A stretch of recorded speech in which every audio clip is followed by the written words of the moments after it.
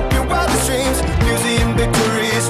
Every day we wanted everything, wanted everything. Mama said, don't give up, it's a little complicated. All tied up, no more love, and I'd hate to see you waiting. Had to have high hopes for a living, shooting for the stars when I couldn't make a killing. Didn't have a dime, but I always had a vision, always had high hopes. Had to have high hopes for a living, didn't know how, but I always had a feeling I was gonna be that one in a million. Always had high hopes.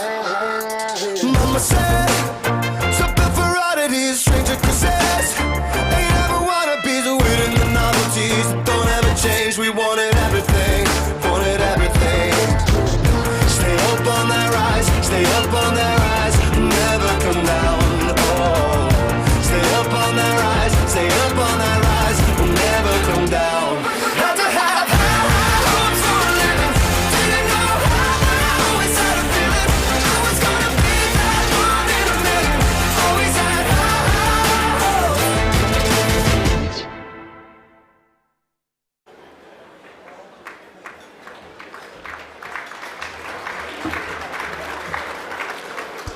Good evening, ladies and gentlemen. Welcome to the magnificent Palladium at Crown for tonight's 2018 VFL Best and Fairest.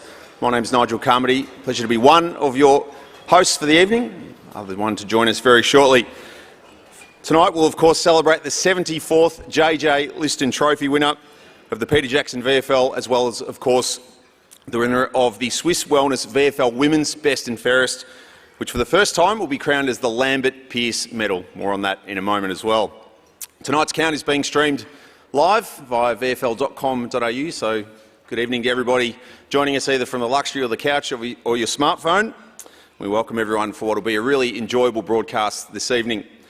Before we get underway, I'd like to invite Elder Auntie Joy Murphy forward to begin proceedings with our welcome to country.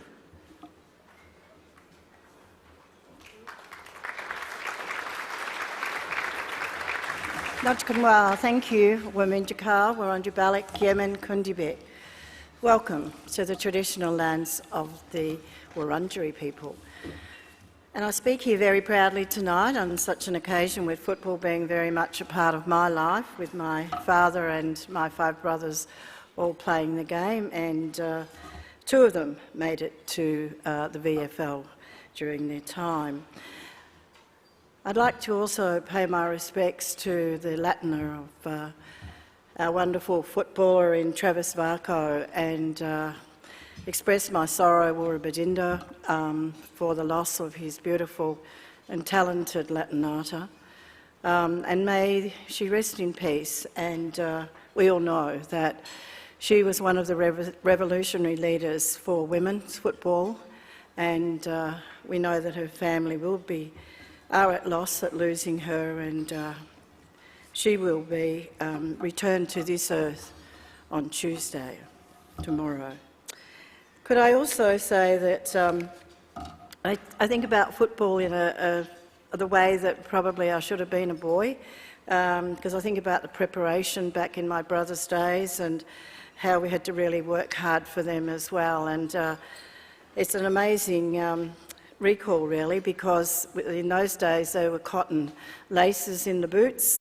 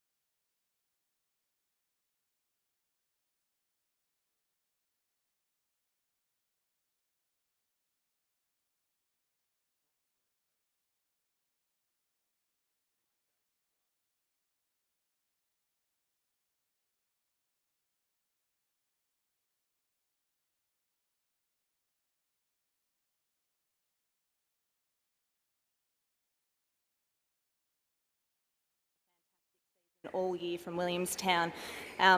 Emma Mackey's not here tonight, kicked 3 fabulous goals on the weekend to get Hawthorn into a grand final, which is fantastic. Angela Foley as well.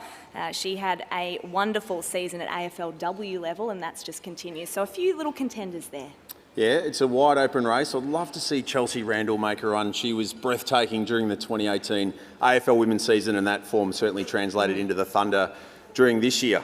Now, what about the men's? Who are you tipping? Who are some of the contenders? Well, in a similar vein to Chelsea Randall, Sam Collins has taken the VFL by storm this year. He was the number one ranked player in the competition, despite being a fullback or centre-half back at most of the time. I think we've only got him in the Peter Jackson VFL for 1 year. I think he's headed straight back to AFL footy, probably along with a few of the names that are on this list. This is our leaderboard through 10 rounds. And you can see, ladies and gentlemen, we've got an early starter in Anthony Miles, who was 5th in the count last year and led the count until about 2/3 of the way through the season. He's a perennial vote getter in the competition as well. So he's on 16 votes through 10 rounds, 5 of them best on grounds. He polled in 6 games. He missed the round 10 loss to Williamstown, which was his only AFL game of the season against Port Adelaide. Jacob Townsend, incidentally, last year's winner, who's in the room tonight, unfortunately not able to partake in Richmond's AFL or VFL finals campaign as a result of his ankle injury, polled his first votes of the season as well. And Michael Gibbons, who's gone from 2nd last year and the winner the year previous, was best on ground in that match in round 10, which was really the game that kick-started Williamstown's season. Other players of note, Aaron Francis, who's doing excellent things in September with the Bombers as they push into a prelim final. He polled 8 votes between round 6 and 10, and James Cousins leads the group on 6 votes, including Michael Gibbons. He had best on grounds in the opening 2 rounds. So it's going to be an interesting count, but we've got a bit of work to do to try and catch Anthony Miles. Looking forward to it.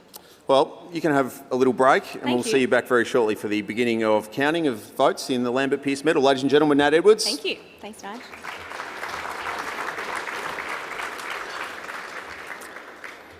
Shortly, we'll hear from AFL Victoria CEO Stephen Reaper, but prior to that, I'd like to take this opportunity to welcome a number of our VIPs who are here in the room tonight. First of all, to Nick and Paul Jackson, who've been such steadfast supporters of the competition as the naming rights partner of the Peter Jackson VFL. Good evening to you, gents, and thank you for your ongoing support. I think that deserves a round of applause. And in a similar vein to Swiss, who are an amazing supporter of sport across the board, but have been such a driving force of female sport as well. A big welcome to Sarah Chibnall and Steve Gillam, who are here representing our naming rights partner of the VFL women's competition tonight. So round of applause for Sarah and Steve as well. A big welcome also to a number of our other corporate partners, representatives from Toyota in the room tonight, Fiona Boxett from Victoria Police, Matt Bell from Choose Tap. Welcome also to our official event partners representing our wine partner tonight. Good to see wine now a category in the Peter Jackson VFL and across AFL Victoria. To Natalie Pizzini from Pizzini Wines. Good evening, Natalie. To Matt Main and also the entire team here from CUB tonight. Their support of Carlton Draft through the final series is most welcome as well. Welcome, of course, also to our official partners and suppliers and our valued licensees across both competitions as well. Great to see Chairman of AFL Victoria, Ray Horsburgh, here tonight. Good evening to you, Ray. And also in attendance, his fellow board members in Grant O'Reilly, Heidi Sutherland and Jenny Loughnan, as well as, of course, the AFL Victoria executive team. A welcome to our AFL guests who have got a similarly busy time of year as we head towards week 2 of the AFL finals in a fortnight today, of course. The Brownlow Medal will be given out here at the Palladium at Crown. Good evening to Steve Hocking, General Manager of Football Operations, and of course Nicole Livingston, who was my co-host here last year and now doing a wonderful job as the head of women's football at the AFL. A round of applause for Steve and Nicole, please.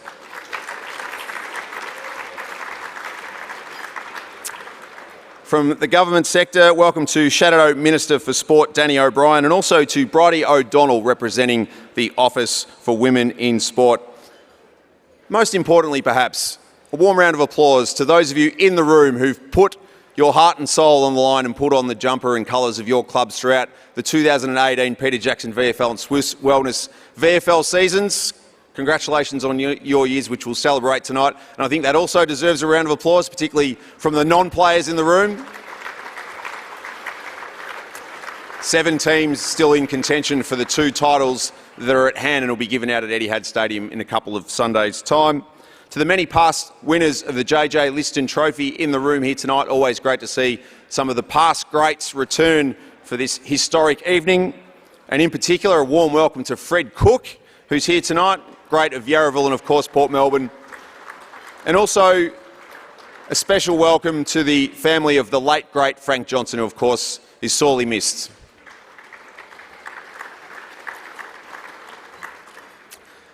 Special welcome to my fellow members of the media who do an absolutely outstanding job providing superb coverage across print, online and, of course, radio for every single day of the Peter Jackson VFL and Swiss Wellness VFL women's season, and as you probably saw from the footage at Box Hill a few weeks ago, sometimes in fairly trying conditions. Special mention to our hosts here this evening, the Palladium at Crown. We are lucky to be here, of course, at Crown, which, as we know in Melbourne, is the home of sport. The Best Dressed Award is back, of course, Peter Jackson. Right behind that again, the competition is available on the VFL Footy Facebook page. Vote for the best dressed player to win a Peter Jackson wardrobe to the value of $500. The competition and voting is open until Sunday. And I'm told that it's an award that is so coveted by Nick Meese that if Williamstown don't win the premiership from here, but he takes out the Best Dressed Award, then it'll be considered a successful season. And with that, ladies and gentlemen, that takes care of our early formalities. I'd like to welcome forward to officially begin proceedings at the 2018 VFL Best and Fairest, the CEO of AFL Victoria, Stephen Reaper. Stephen.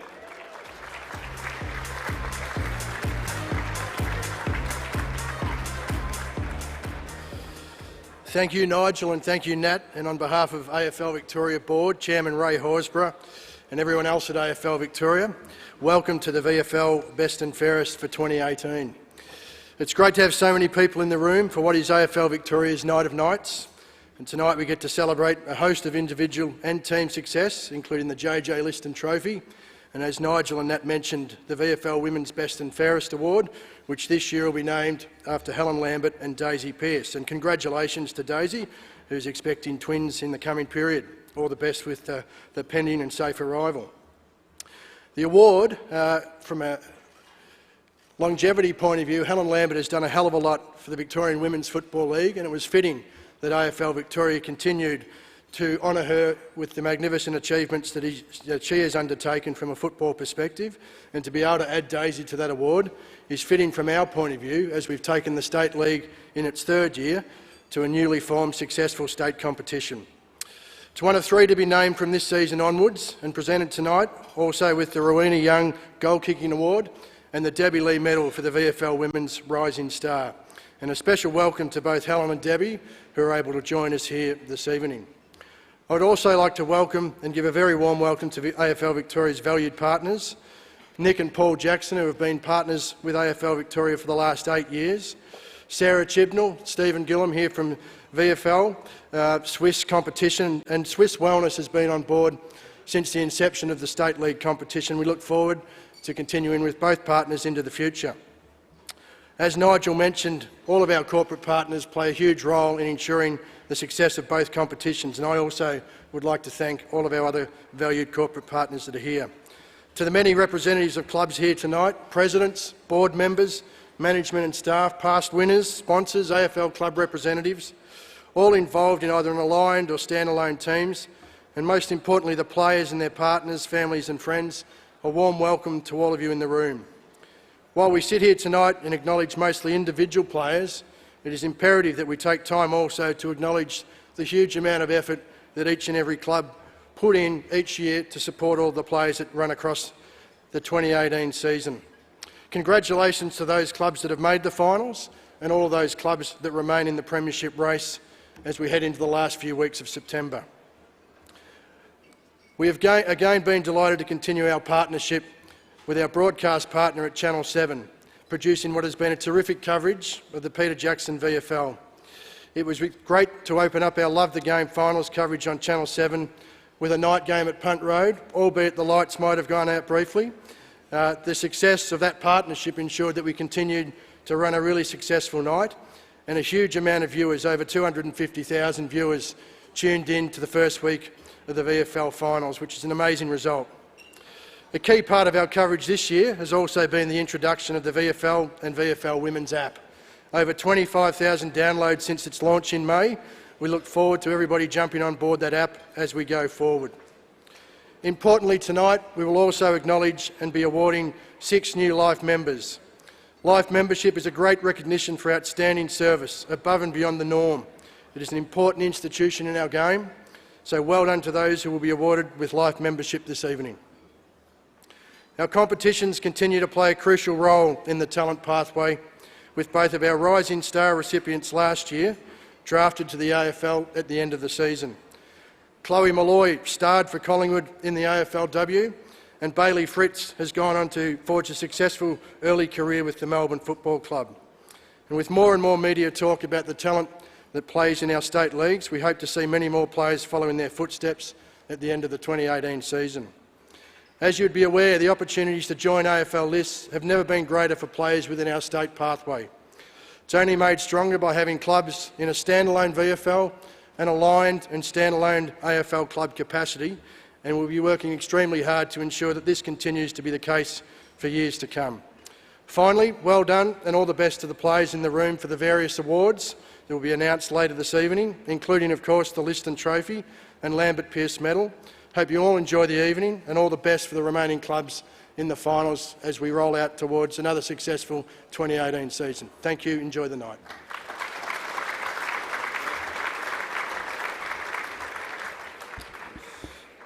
Thanks, Stephen. To our awards, and to begin the evening, a fairly prestigious one in the Jim Frosty Miller Medal, which of course is awarded to the leading goal kicker every season in the Peter Jackson VFL. Of course, named after a man who 6 times led the VFA goal kicking as it was then, with Danny Nong kicking 883 goals in his career. Cast your gaze to the screens. Let's take a look at the top 3 players in the race for Frosty in 2018. In third place, with 37 goals during the home and away season for Box Hill, was Mitch Lewis, who'll feature in a prelim final this Sunday against Williamstown. Second place, perennial contender and winner of this award from Port Melbourne, their 2018 captain Jordan Lyle, kicked 38 majors. And our winner at the end of the home and away season, North Melbourne's first VFL/VFA goal kicking title in a century with 41 goals. Nick Larkey is the 2018 Jim Frosty Miller medalist. And as Nick makes his way to stage, let's take a look back at his 2018.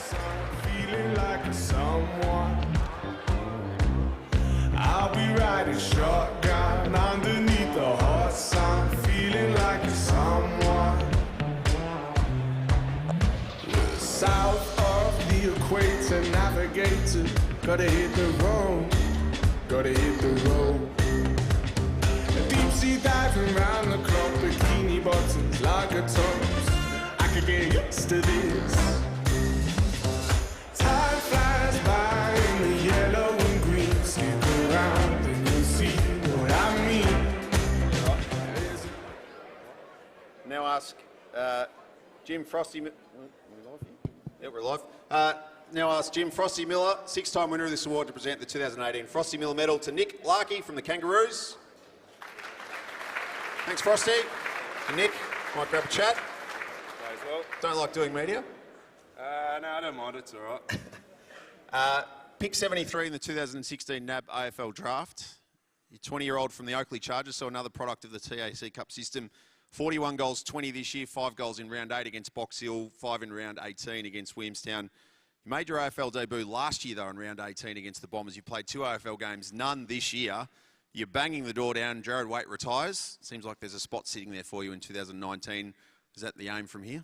Yeah, who knows? My AFL games weren't too great, as a few boys would know, but yeah, who knows? I enjoyed playing VFL this season. It was good having our own VFL affiliate. No offence to Werribee. I enjoyed playing for Werribee last year, but yeah, it's been good fun playing North VFL, but hopefully crack into the ones next year. Incredibly hard, even with the resources of an AFL club, to set up a completely new team. What was it like to be a part of that and see the work that, in particular, your coach, David Loader, and General Manager of the VFL team, Andrew Carson, had to put together to build that club? Yeah, they did a great job. I mean, all the coaching staff, Benny Dyer, Gavin Brown, Dave Loader, of course, and AJ. Yeah, there's a heap of people behind the scenes which you don't see, and there's a heap of work that goes into, especially building a new VFL club. So yeah, they did a great job coaching and setting up a good strong base to continue in the future for North VFL. And what are the things you're going to work on in the 2019 pre-season to hopefully grab a spot in North's AFL team round 1? I've got to get a bit bigger and a bit fitter. So I guess I'll start by eating a bit of food here and, yeah, protein shakes, that sort of stuff. So What table are you sitting on? up the back, 61, with all the boys, the North VFL boys there. We're one club there, so they're a good bunch of lads. Yeah, when you're a little bit slow getting to stage, I thought you were going to goy lock me, but thankfully you were in the room tonight. Well, we'll see what the Crown staff can do in terms of maybe doubling up on Mills to get your 2019 pre-season started tonight. Congratulations on your season, and we hope that it's onwards and upwards from here. Ladies and gentlemen, Nick Larkey, 2018 Jim Frosty Miller medalist.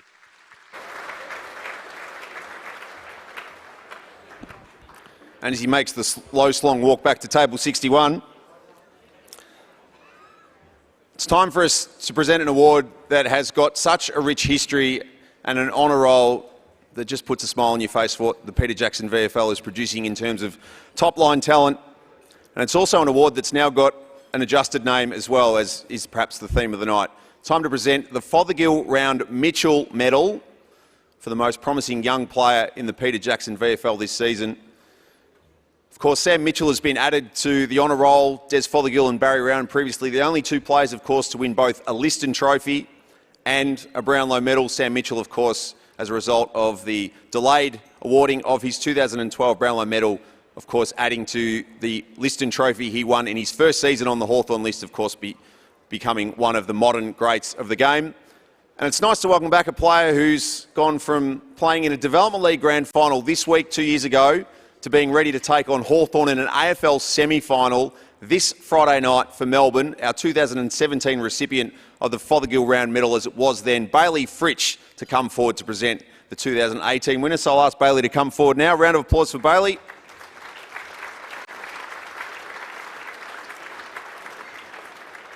And just before we're live again. Just before we, a bit slow on the uptake tonight down back.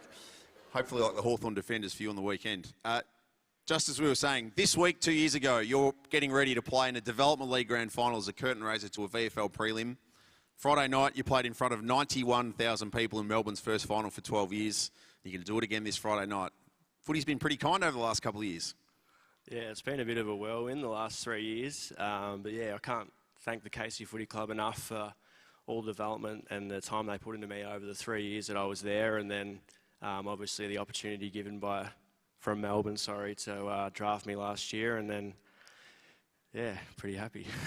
Rightly so. Better than being an electrician driving 220 Ks 3 times a week, I would have thought. Me too. Yes. You are a man of few words. We did see that when you won this award last year. Just quickly, we're about to give out the award you won last year, and you've gone on and played 20-plus AFL games in your first season. What would your message or advice be to not only this year's winner, but also the group of players in the room who now, it seems, are part of this groundswell of AFL mature age talent that clubs are looking at more and more strongly? Yeah, I think, I guess it's pretty well documented that a lot of AFL clubs are picking up more mature age talent now. So, yeah, just keep doing as much as you can on your game, and everything that you do behind the scenes will eventually come through, and yeah, you might get that opportunity. All right, no more questions. Time to hand over a medal, and you can go home and prepare. Ladies and gentlemen, it was an amazing field in this year's Fothergill Round Mitchell Medal, which, just to confirm the criteria, is awarded annually to the most promising young talent in the VFL, aged 24 years or under. He must not have been on an AFL list previously. Recent winners include Melbourne's teammate of Bailey Fritsch, Michael Hibbard, Richmond All-Australian nominee this year in Premiership player Kane Lambert, Nick Newman, who played in a final for the Sydney Swans on the weekend, and Luke Ryan, who's had 2 slashing seasons with the Fremantle Dockers. Our 2018 field is similarly strong. Have a look at this group of players who are under consideration for the 2018 Fothergill Round Mitchell Medal. All of them have had cracking years. It includes, of course, the 2016 JJ Liston Trophy winner in Michael Gibbons. All those players, you'd imagine, are pushing their case very strongly to be in the AFL system in 2019. But our winner of the 2018 Fothergill Round Mitchell Medal from the Werribee Football Club is Josh Corbett. And as Josh makes his way forward, let's have a look back at his 2018 season. If we make it or we don't, we won't be alone.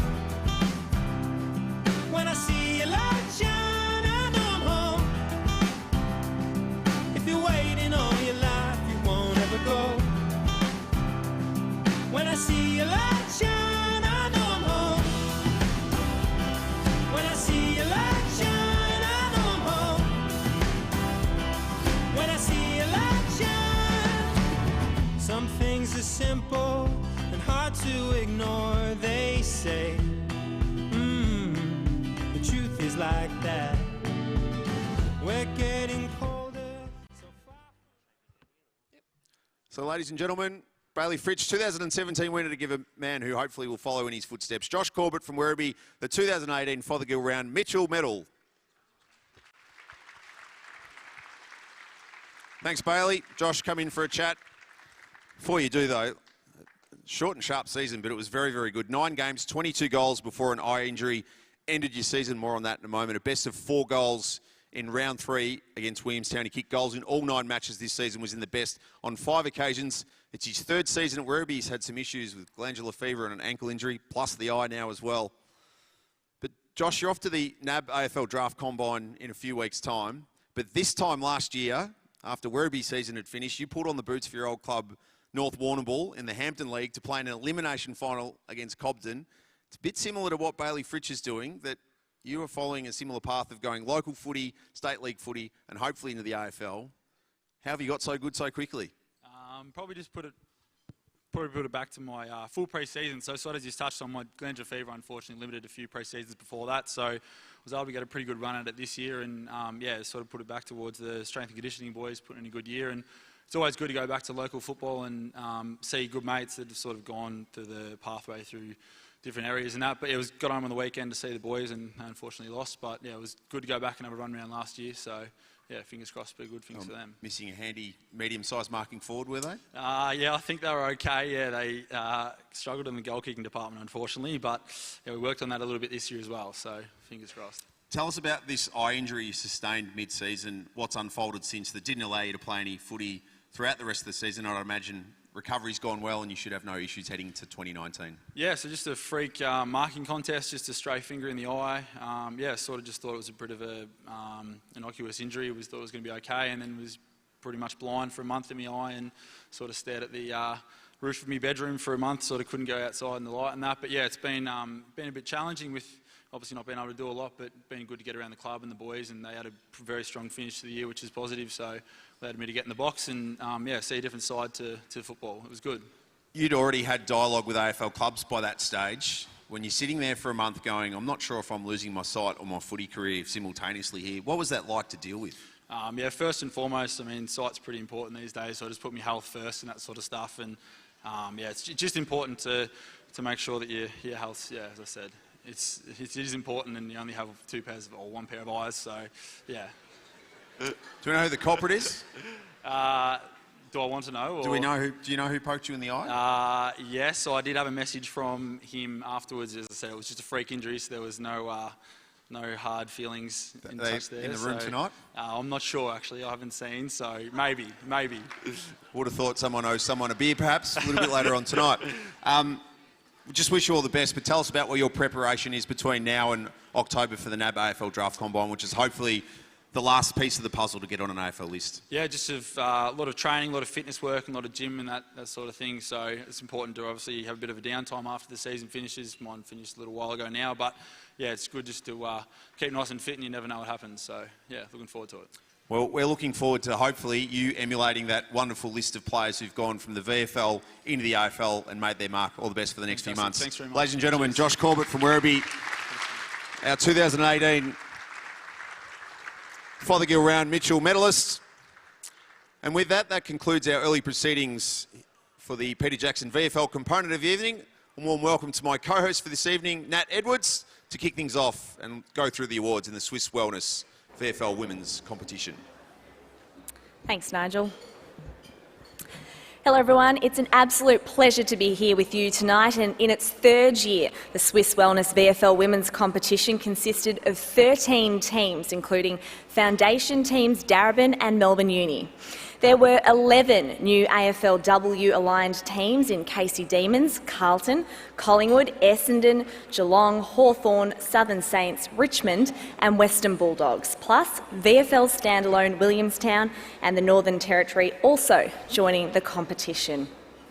In 2018, over 150 AFLW players were listed in the VFLW competition, and that number is set to increase when the AFL draft takes place on October 23, so it certainly is such an exciting time for women's football at the moment. All right, time to get on with some of the awards. The first of the evening is the Choose Tap VFL Women's Leading Goal Kicker. To make that presentation, I'd like to now invite Chloe Malloy to the stage. She won the medal last year in a tie and will present this year's Rowena Young medal. Thanks, Chloe. In third place, on 15 goals, Jess Sejaneri. Applause for Jess. Hannah Mounsey kicked 19 goals to finish second, an amazing achievement. And this year's Rowena Young medal goes to Darcy Vesio from Carlton with 26 goals from just 9 games this season. And as she makes her way up here, let's take a little look at some Darcy magic.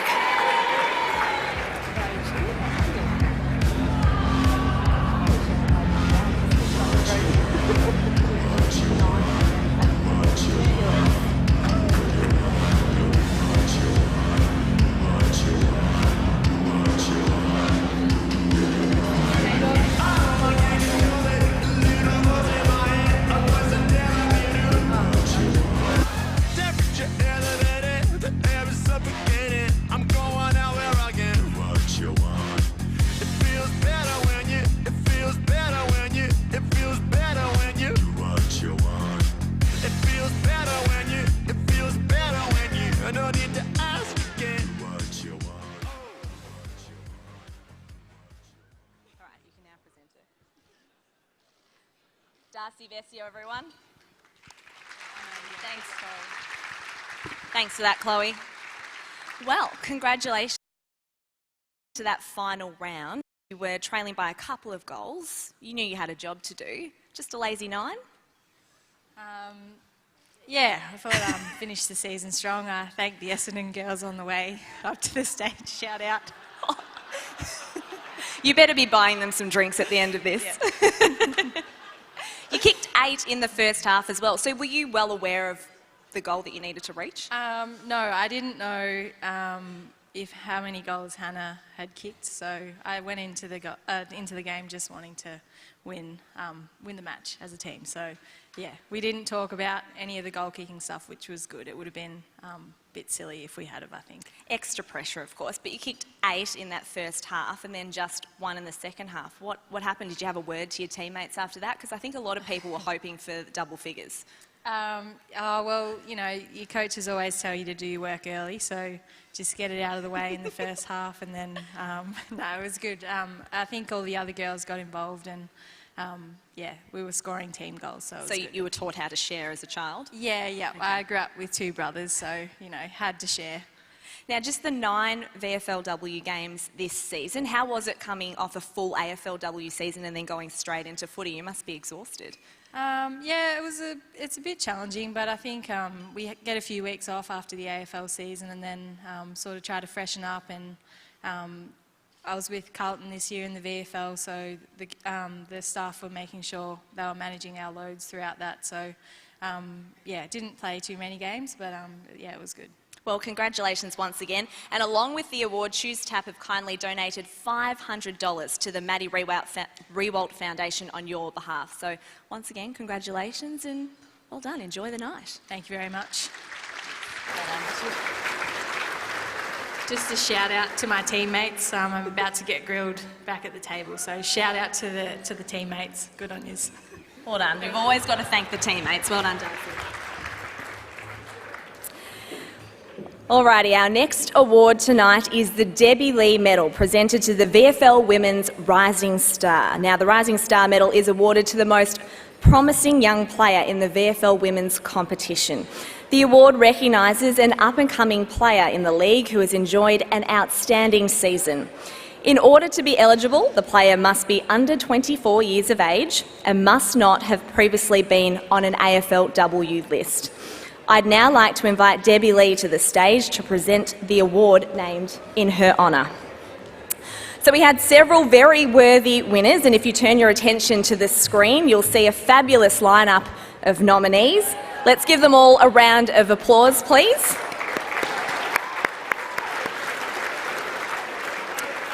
But there can only be one winner, and the 2018 Debbie Lee medalist is Jade Van Dyke from Hawthorn. As Jade makes her way onto the stage, let's take a moment to reflect on her magnificent season. We're gonna rise till we fall. They say we got no future at all. They wanna keep us out, can't hold us down anymore. We're gonna rise till we fall. When we hit the bottom, nothing gonna stop us. Climb to the top with you. We could be the greatest ones who never made it. Yeah, I could be talking to you. They tryna hate, but we won't change anything at all. Oh, we gonna rise till we fall. They think we just dropped out, living at our moms. Debbie Lee to present the medal to Jade. Congratulations. Thank you. And thanks to Debbie, of course. Well, you've had such a terrific season at Hawthorn so far. What does it mean for you to receive this medal? And in particular from someone like Debbie Lee, who's been such a pioneer for women's football. It means a lot. I mean, to be a part of the Hawthorn women's team and just a part of the AFL in general, being a woman, yeah, it means a lot. Tell us about your football journey, because I hear it's an interesting story. Is it? What have you heard? Plenty. Just tell us about how you got involved in footy and where your passion started. Well, obviously it wasn't really a big thing when I was growing up, so I was always like playing footy in the backyard with my stepdad, just not thinking anything of it. And then one of my friends, when I was 17, was playing, and she asked me to come along, and I was like, no, it's for boys. Like, still wasn't a thing for me. And then, yeah, I got involved, and I loved it ever since. And you've played ever since? Yeah, played ever since, yeah. How did you go against the boys? Well, I always played in primary school against the boys, but they were always like told not to tackle me, and I was like, come on, I want to be a part of it, so, yeah. And do you have any AFLW aspirations, and have any clubs been sussing things out with you? Yeah, I do. I think every woman does, I guess, but I've been talking to a few clubs, so we'll just got to see how we go. Keep that under wraps? Yep. Well, congratulations. And you are, of course, into the grand final in a couple of weeks' time. Just talk me through the emotions that went through your mind when the siren went on the weekend. It was super exciting. I think being surrounded by a great group of girls as well, and never been a part of it, never played in a grand final, so we'll see how we go. Preparations for the next couple of weeks? Just keep grinding, keep at the grind, and yeah. I like it. You've got the footy cliches down pat already. Well, congratulations and enjoy the rest of the night. Thank you very much. Jade, a round of applause there for Jade. I would now like to invite Ali McNichol from Swiss to come forward to present the Coach of the Team of the Year. The 2018 Swiss VFL Women's Coach of the Year, and I'll just pause. We'll have a drum roll. Thank you, Ali. The 2018 Swiss VFL Women's Coach of the Year is Penny Cooler-Reid from Collingwood. Congratulations, Penny.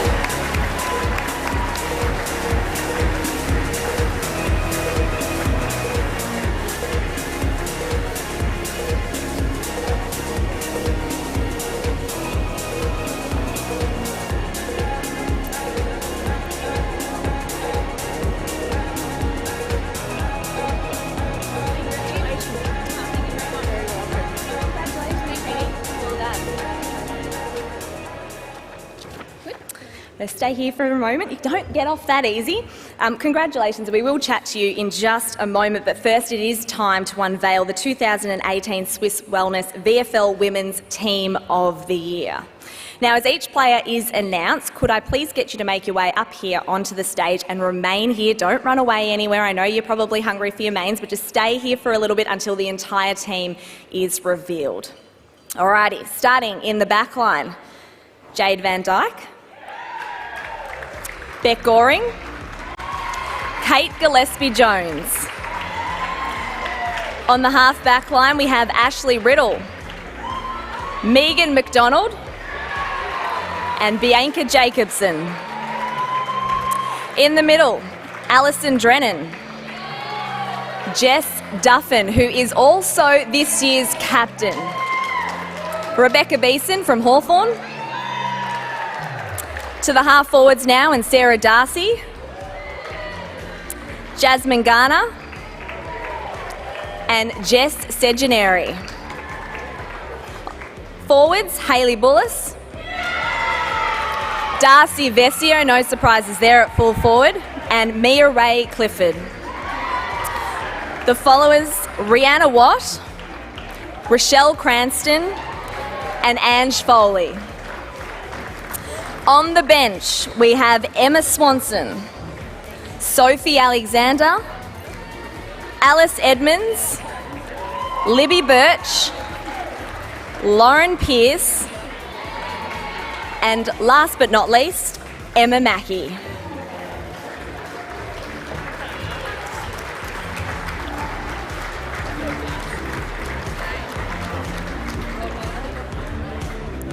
So congratulations to everyone. It's a fantastic team we've got up here. I think Penny's pretty happy.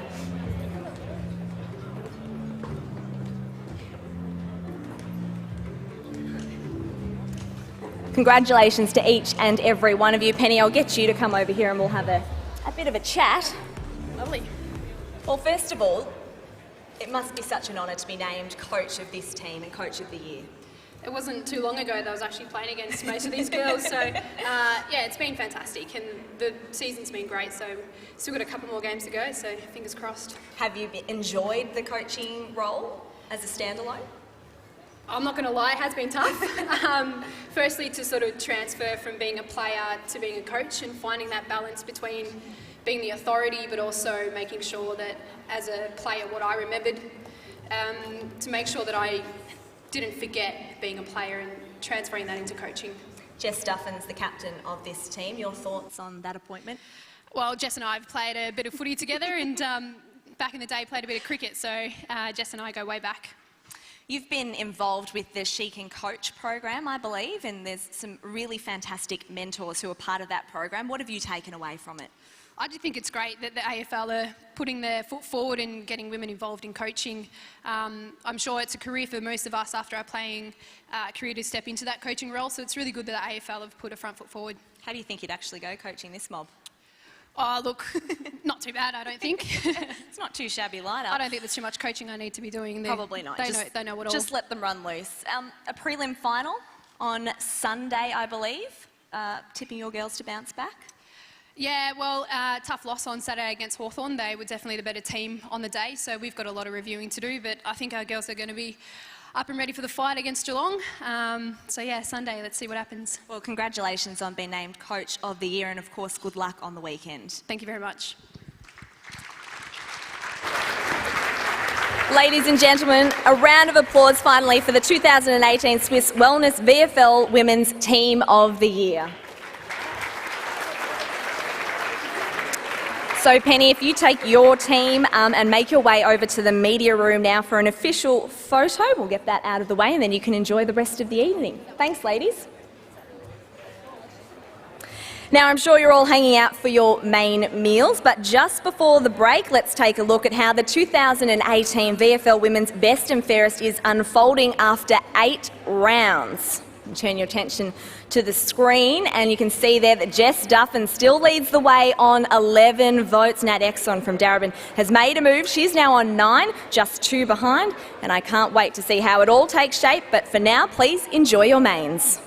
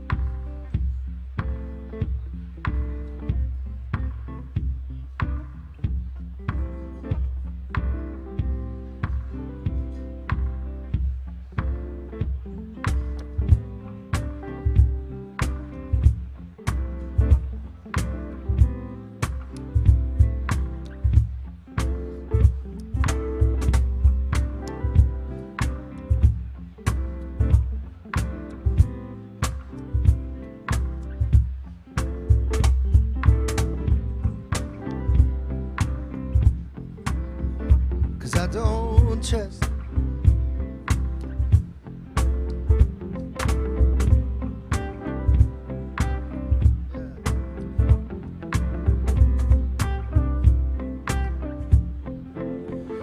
No, I'm not the man I used to be lately. You see, you met me at an interesting time. 'Cause if my past is any sign of your future, you should be warned before I let you inside. Hold on to whatever you find, baby. Hold on to whatever will get you through. Just hold on to whatever you find, baby.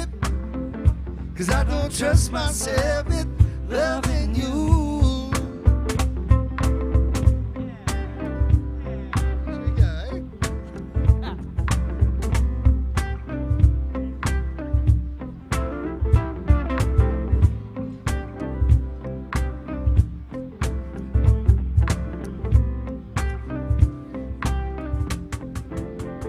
'Cause I'm back my way back in your garden.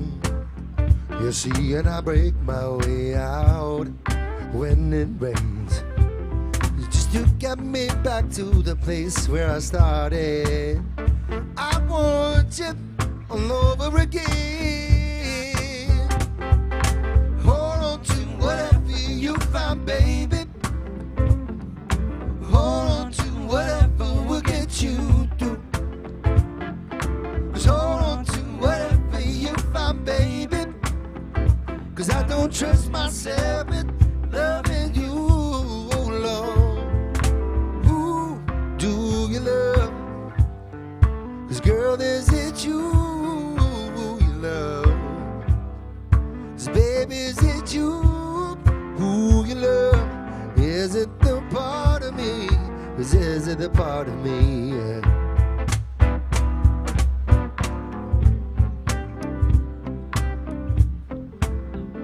'Cause I don't trust.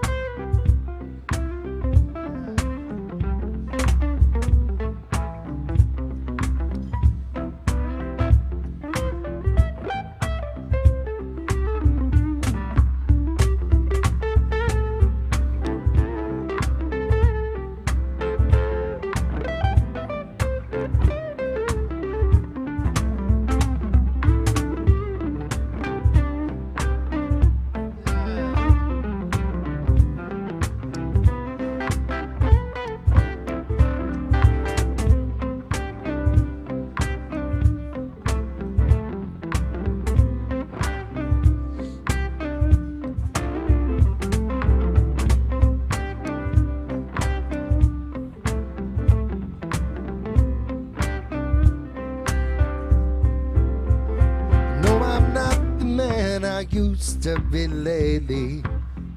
You see, I met you at an interesting time.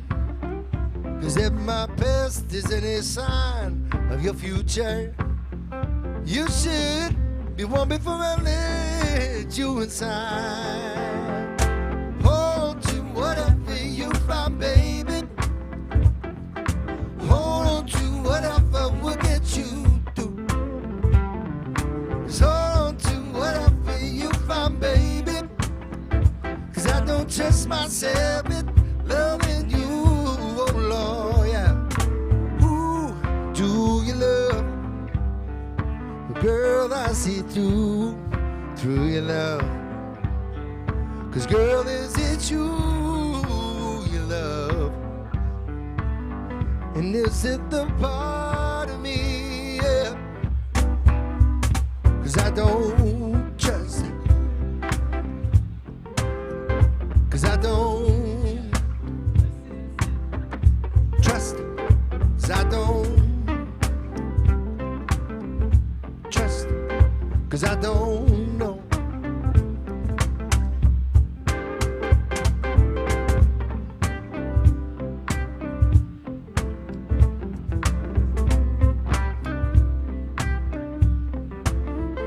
Cause I don't know.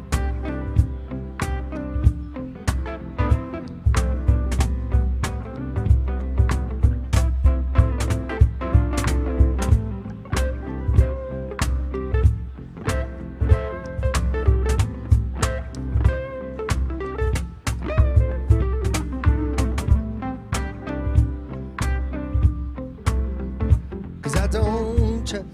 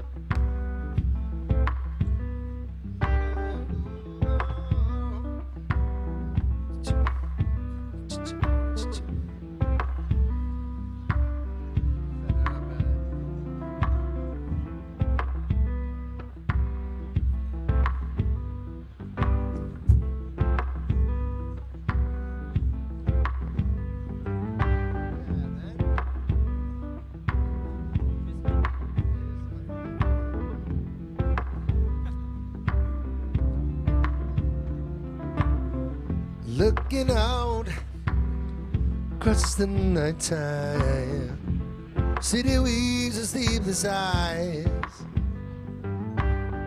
I hear a voice shake my window, sweet seduce inside. You gotta get me out into the night time, for what's hold me tonight. 'Cause if this town is just an apple, let me take a bite. And they say, why? Tell them that it's human nature. Why? Do they do it that way? And they say, why? Tell them that it's human nature. Why? Do they do it that way? Oh Lord, oh yeah.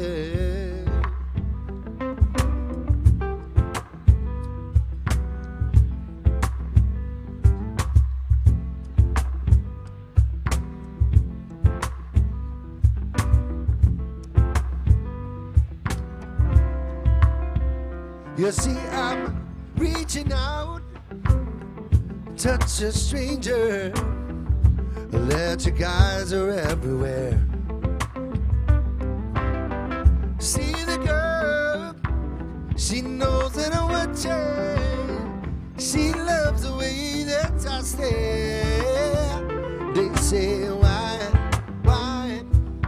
Tell them that it's human nature. Why? Do they do it that way? And they say, why?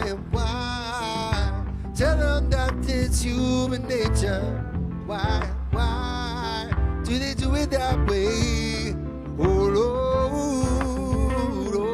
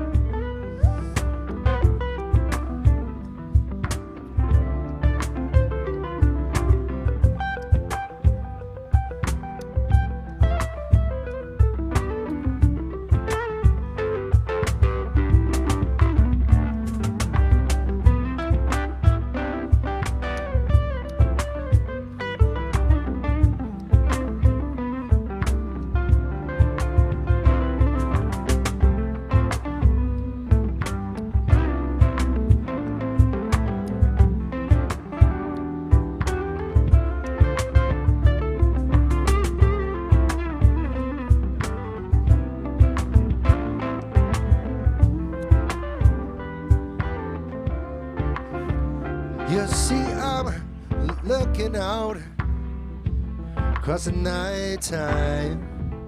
The city weeds a sleepless eyes.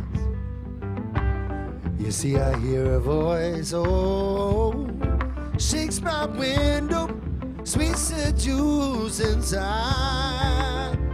You wanna get me out into the nighttime. Farmers hold me tonight. 'Cause if this town is just an apple, just let me take a bite. They say why? Tell them that it's human nature. Why did they do it that way? And they say why? Tell them that it's human nature. Why do they do it that way?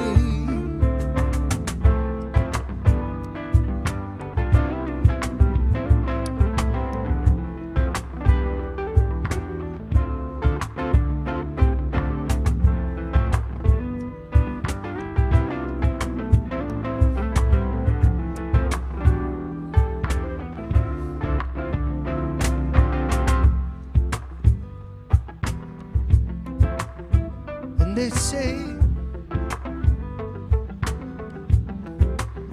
gotta get me out.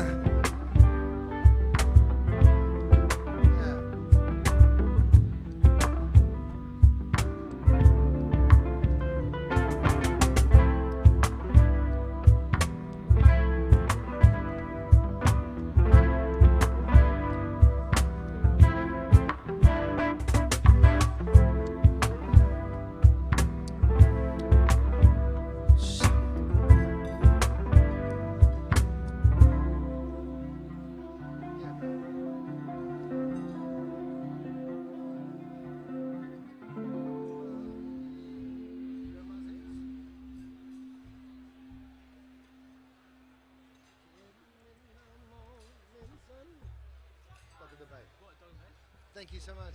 Cheers. Thank you. Yeah. Oh, yeah. Do you want the Isaac ones?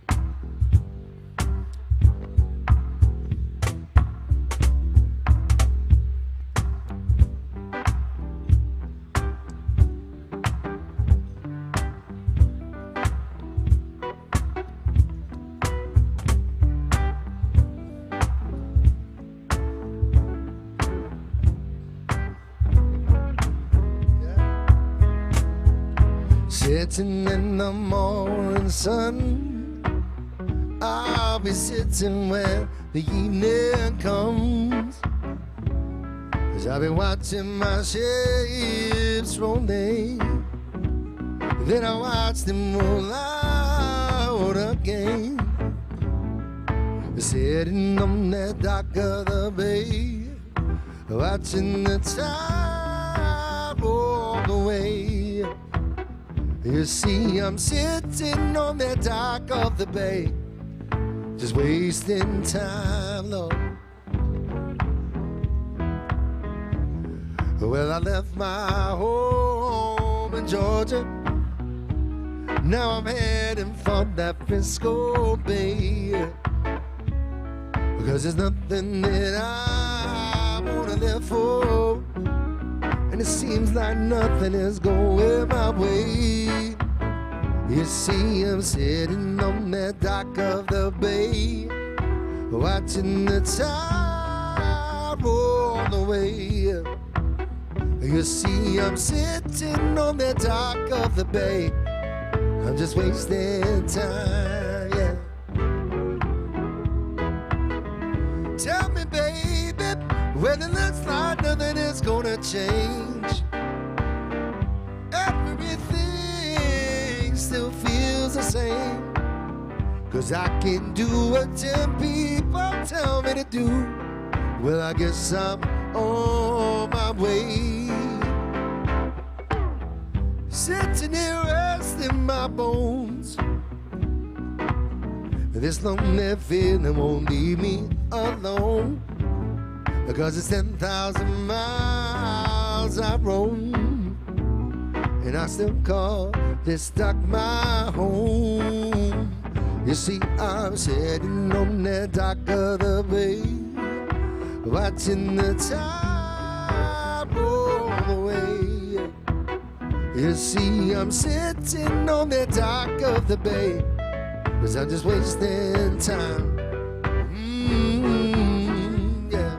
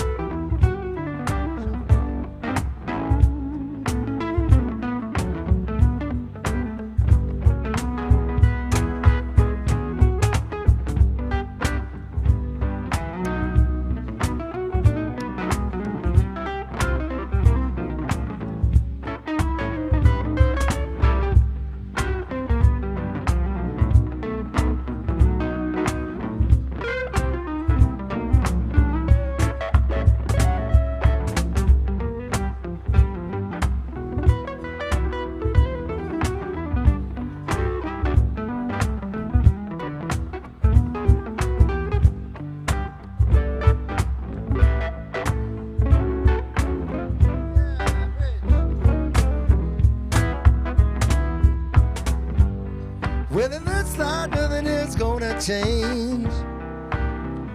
'Cause everything, baby, no, still feels the same. I can do what 10 people tell me to do. I guess I'm just on my way. Sitting here resting my bones. This lonely feeling won't leave me alone. 10,000 miles I roam, and I still call this dock my home. Sitting on that dock of the bay, watching the tide roll away. You see, I'm sitting on the dock of the bay, just wasting time. You see, I'm sitting on that dock of the bay, wasting time, Lord. You see, I'm sitting on that dock of the bay. Tell me, Lord.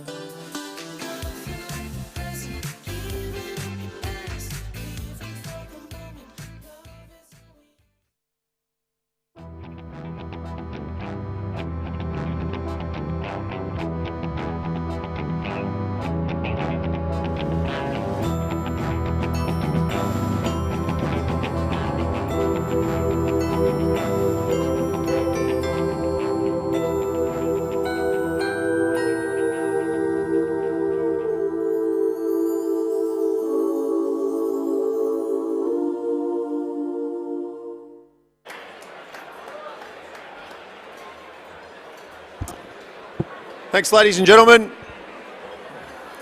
If I'd ask you to return to your tables, please.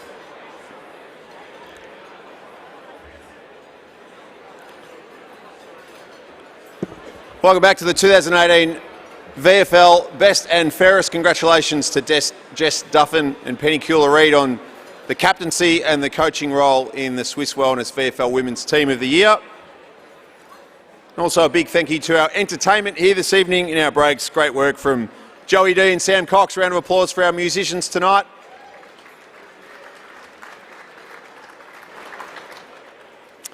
We had a look at the leaderboard of the JJ Liston Trophy through 10 rounds at the beginning of the evening. Anthony Miles had an 8-vote lead.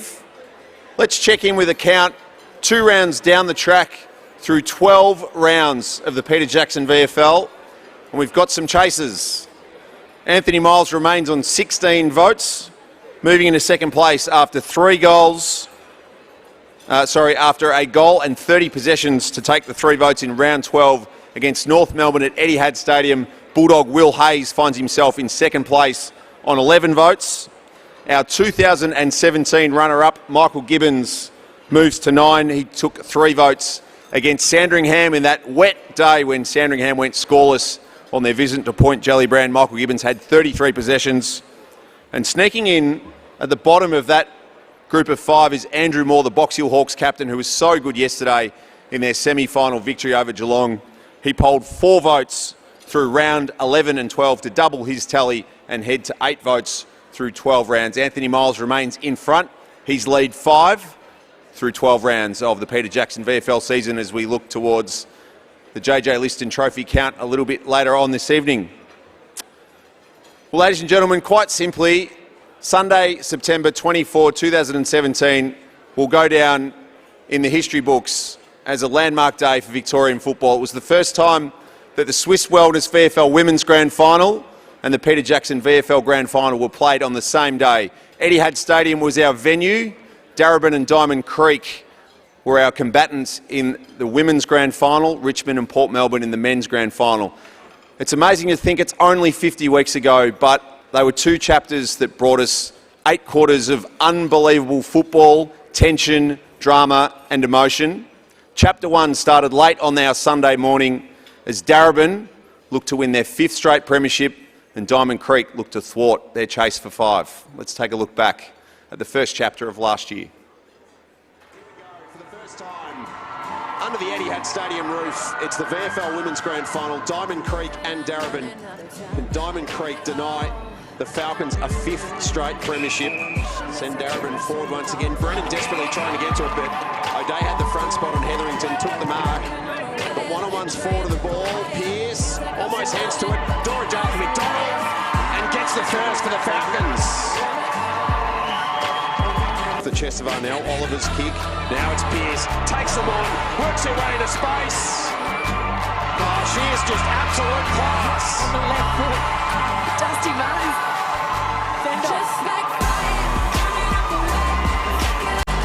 Daisy Pearce, we knew she was going to have a moment of leisure, that might have been it. Rosie looking for Brennan, got on the way, great mark, great kick. Good football, the 2 superstars combined. And David Starr, the league best and fairest winner this year, goes back and kicks a sensational goal. What a kick.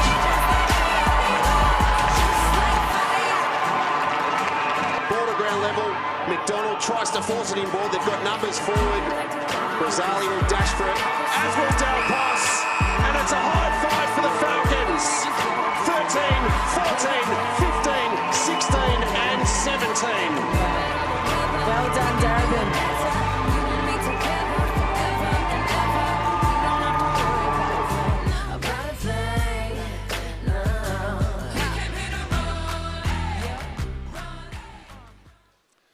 Ladies and gentlemen, please welcome to the stage to take a look back at that historic day. She was the best player in the VFL women's competition last season. She's the Bulldogs AFLW captain. Please welcome Katie Brennan.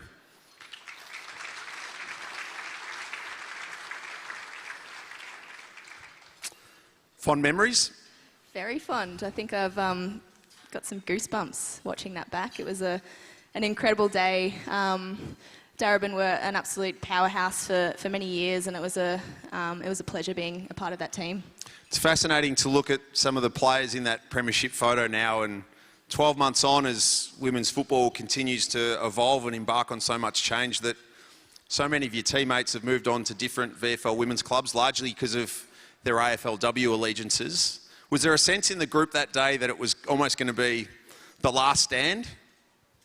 Yeah, it was a very emotional sort of day, and I guess it was an emotional build-up just knowing that there was going to be lots of different changes with the evolution of AFL women's and the evolution of the VFL women's, as Nat mentioned before, having 11 new teams come in. So it certainly was. There was a lot on the line. I guess for the Darebin girls, we were a competitive bunch, and we loved, playing for premierships, and that's what sort of footy was all about. As long as being with each other and sharing the great times. So we had a blast, and I think it's something that all of us in the room who have ever won a flag or been a part of that journey, you'll remember the team that you play with and the club for many years to come. It's hard to separate premierships, like trying to ask people who their favourite children are, but the fifth one for you in a row at Darebin, did it have something extra special to it because of the stage it found itself on? Etihad Stadium, on television, you've toiled on the back blocks of grounds as the old VWFL has grown into the competition we see today. Did it have that extra tinge of prestige attached? Yeah, it did. I think you roll off the back of the first season of AFL Women's and the hype and the excitement around that. I guess our bodies probably weren't as tired as well. We were only one season down in AFL Women's and rolling into that VFL season. And yeah, it was, I guess, that you want that fifth premiership in a row. It's a pretty sweet sort of feeling, and knowing that the whole league's going to change going forward. So it was an incredible moment. And you've been on this physical and emotional roller coaster, it seems, for the last 2 years, as we saw the AFLW come into being. You had injury issues in season one. Obviously, a number of things happened over the last 12 months in the season that culminated in a premiership for the Bulldogs. This seemed to be the sunshine in between the clouds in some respects. You had a season where you had a free run at it and you reminded everyone of how great a player you were. It must have been really satisfying to cap what was such a good individual season with team success, but is it something you now look even more fondly back on, given the trials and tribulations of either side of that?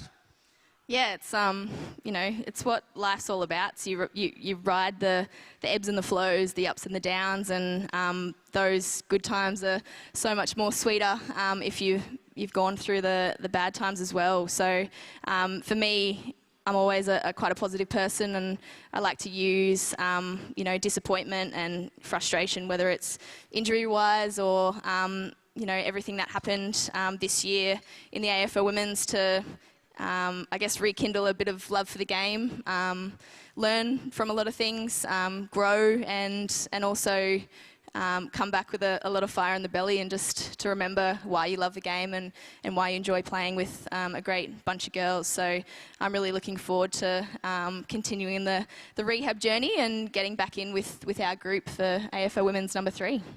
Does the passion of fans for women's football shock you or surprise you? Because what we saw in the level one of that section of the wing at Etihad Stadium that day, that group of loud, proud Darebin Falcons fans who probably had a similar sense of you, that it was a little bit of an end of an era perhaps coming, they sounded a lot louder than how many were actually there. Yeah, they did. We always had an incredible community around Darebin, and some hated us because of our success, and some loved us. But I found that Darebin was a place where everyone was welcomed, and it had just an incredible culture, and you'll have really great people within great cultures, and we were able to have a lot of team success. So it was great to sort of celebrate the journey with everyone who've put a lot of hard work in behind the scenes, and a lot of great community people as well. Just quickly, time to look forward. What does 2019 AFL Women's season hold for you? Yeah, it's an exciting time. I've got some ligaments in my ankle after a Rico, so that's been a troublesome ankle for the last 18 months. So just the rehab journey, starting to tick the boxes there and change direction again and get used to, you know, a stronger ankle structurally. And then the grind of pre-season and just the process of it all. It'll be really exciting to get some new girls within our Western Bulldogs team and to just bond over that pre-season. And we're really looking forward to the new structure of AFL Women's and just embracing it all, and hopefully we can put our best foot forward. We can't wait to see you back out there. Ladies and gentlemen, Katie Brennan reflecting on Nudge. the 2017 VFL Women's Premiership with the Darebin Falcons. And that was only the beginning of the day. What followed was one of the most remarkable grand finals we've seen in VFA/VFL history. Port Melbourne, such a proud historic club with 16 flags under its belt, was on its knees at the beginning of the season, and they were ready to just about close the doors at North Port Oval. Richmond, meanwhile, had finally got it together in the Peter Jackson VFL, and after a couple of years as a standalone entity and not really making any dent on September whatsoever, Melbourne, of course, was awash with the Tigers in September last year.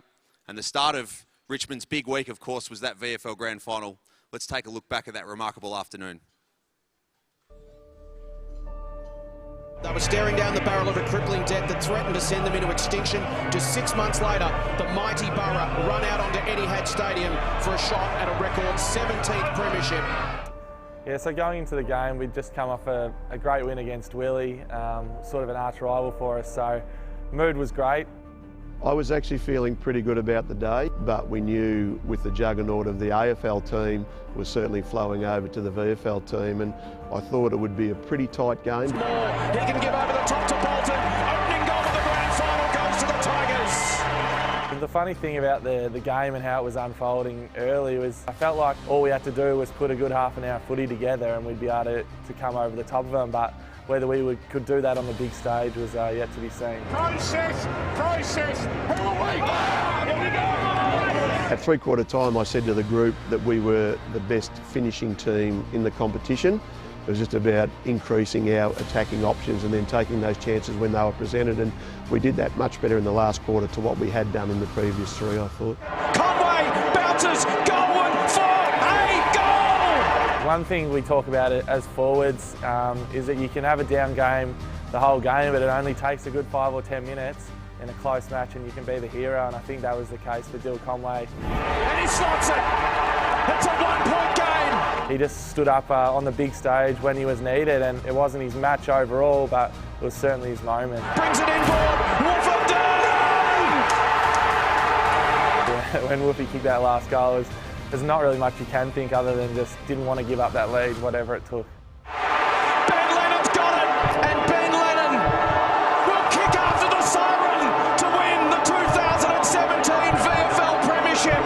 I thought at first, oh, this is all right, like they can't kick a goal from there. He was about 55 or 60 metres out, and then my heart just sank when he went back with such confidence because I sort of realised he thought he had the distance in him. I was riding his kick and hoping it was going to go to the right or the left and not in the middle. Straight off the boot, it was never going to be a goal, and that feeling would never be able to be replaced, seeing that ball sail through the points. From desperation to jubilation, one of footy's great fight-back stories ends in premiership glory. Sheer raw emotion about how jubilant, euphoric, excited, relieved, and it was just a very special moment. The Borough are the champions of Victorian football. And the man who had his hands around that cup is going to join me on stage to reflect. He's a star of the competition, multiple Team of the Year player. He was the leading possession getter in the competition back in 2017. A warm welcome to Premiership player Tom O'Sullivan from Port Melbourne.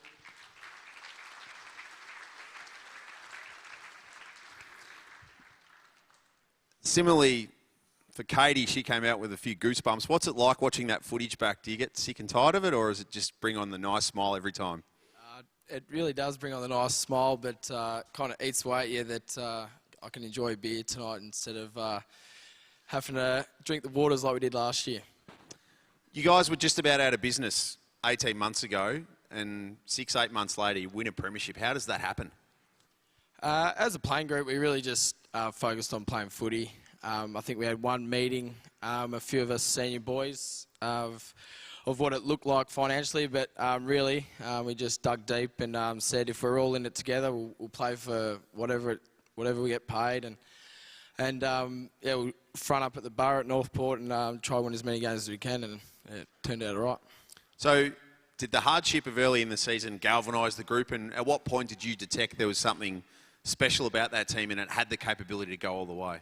Well, you learn pretty quick that you play with a bit of spirit down at Port Melbourne, and that group last year certainly did have that.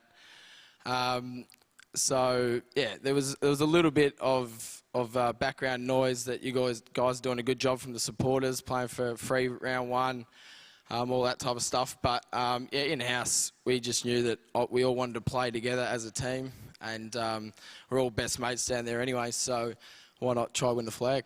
It was an incredible game, but we saw the footage of Ben Lennon taking that mark. If you wind back through the footage, there's a little bloke with a dirty moustache and a pair of orange boots on who's standing the mark originally when Ben Lennon is going back. Take us to that moment and what unfolded, because you didn't end up standing on the mark when he kicked. Yeah, so the ball came in over my head. Ben Lennon marked it, and someone medium-sized or tall was originally on the mark, and I'm like, you get back on the line. So I stood on the mark, and I think I was 51 metres out on the mark, and then I got someone a bit taller than me to stand on the mark, and he stood 48 metres back, so we're slowly making it a bit easier for him to kick the goal. And then I just dropped to the ground after I gave my mark position up, and Toby said, "What are you doing, mate? Get up." And yeah, from then, just watched the ball. It was never really on target, as Geordie said, so as soon as it left his boot, he gave one hell of a crack, but yeah, it was never on target, and yeah, it was a blur from there for the next 5 minutes. So you're standing on the left-hand side of Ben Lennon as he kicks, well, good 5-10 metres off him. At what point in the flight of that ball does it twig in your head what that outcome is and what that means? Well, I started running around like a madman, but saw me best mate, Geordie Lyle, and just looked at him and said, we're Port Melbourne Premiership players. And yeah, that's something that will live with me for the rest of my life. And another thing that's going to live with you for the rest of your life is a tattoo.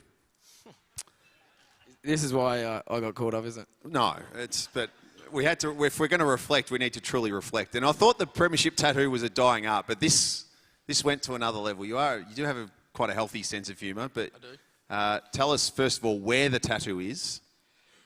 The tattoo is on my left butt cheek. Yes. So there, for those of you watching via the VFL.com.au live stream at home. What is the tattoo of? Normally players would get a Premiership Cup, maybe the club emblem. Now, you guys are the Borough, it's sort of more of a shield. So what do you go with? You got to set the scene, Nigel, a bit better than that. We don't have anything like the Tigers have got the big, nice tiger. Magpie's got the magpie.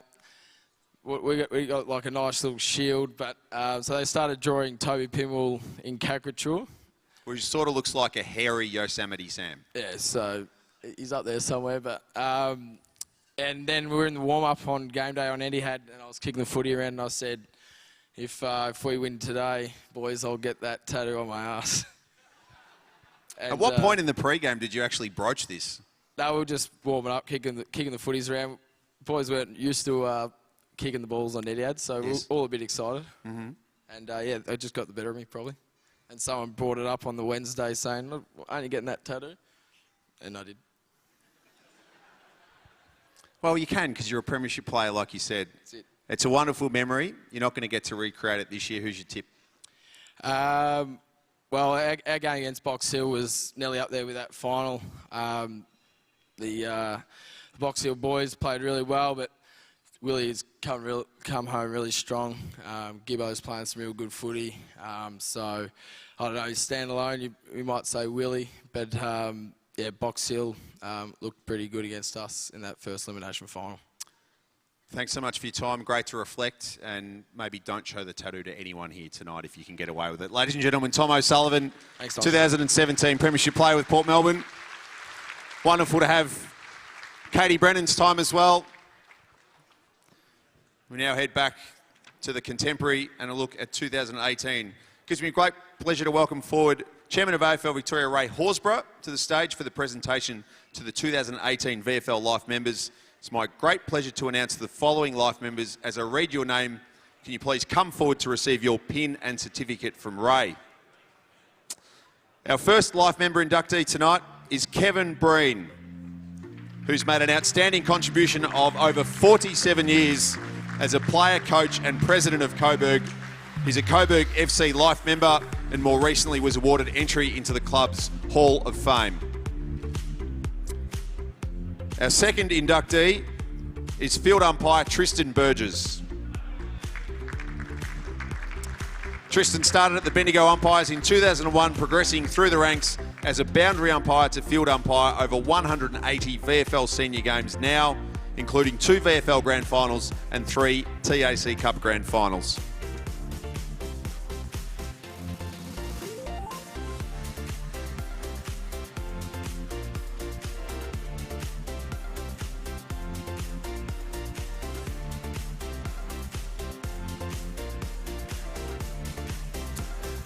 Ladies and gentlemen, our third inductee tonight has made an incredible contribution to her club for over 60 years. Warm round of applause, please, for Janet Dooley of the Williamstown Football Club.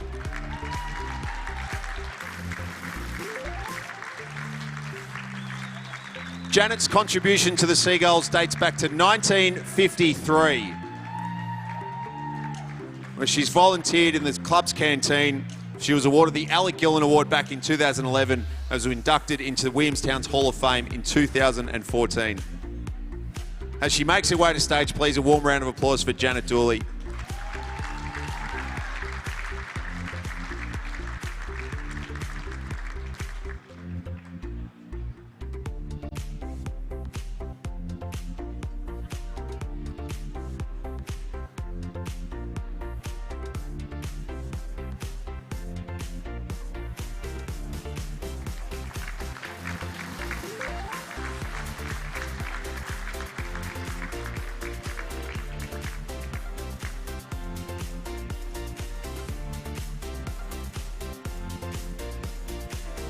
Congratulations, Janet. And a fellow Seagull joins you as a VFL Life member. Congratulations to current player Lockie George, who's tonight part of the VFL Life members. He was a VFL representative in 2013. He made the Team of the Year that season. Started his career, of course, with North Ballarat.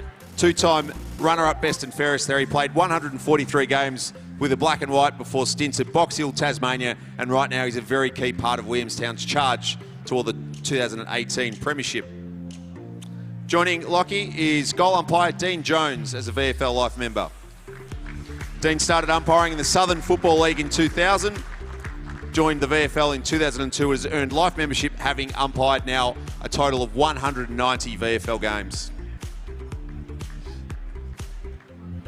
And our final VFL Life member for 2018 is Tony Pinwell. Tony's made a wonderful contribution to both VFL and community football. As a player and administrator, he played over 200 games with Donvale and was one of the founding fathers of the modern alignment between Box Hill and Hawthorn that has endured 19 very successful years.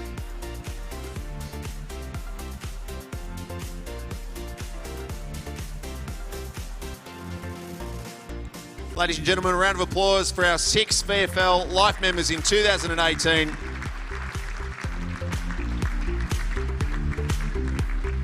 And to speak on behalf of our inductee class, I welcome forward Coburg great Kevin Breen.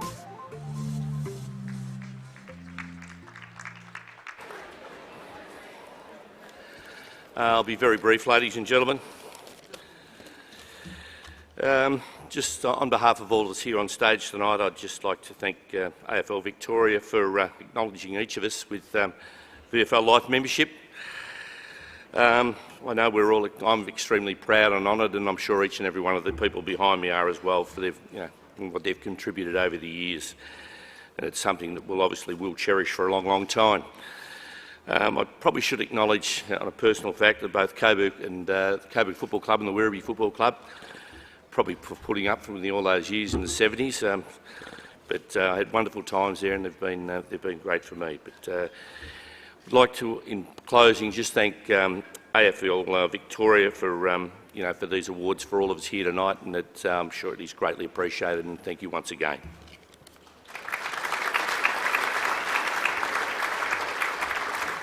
Thanks, Kevin. And ladies and gentlemen, as they leave the stage, a warm round of applause once again for our 6 VFL Life members in 2018.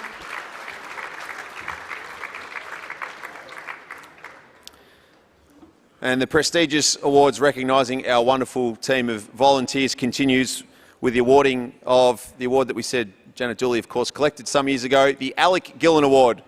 The Alec Gillen Award is awarded in recognition of honorary club officials who have provided outstanding service to their club or the game in general. And it is with great pleasure on behalf of AFL Victoria and the VFL to congratulate our 2018 Alec Gillen Award winner, to Graham Crocker of the Williamstown Football Club.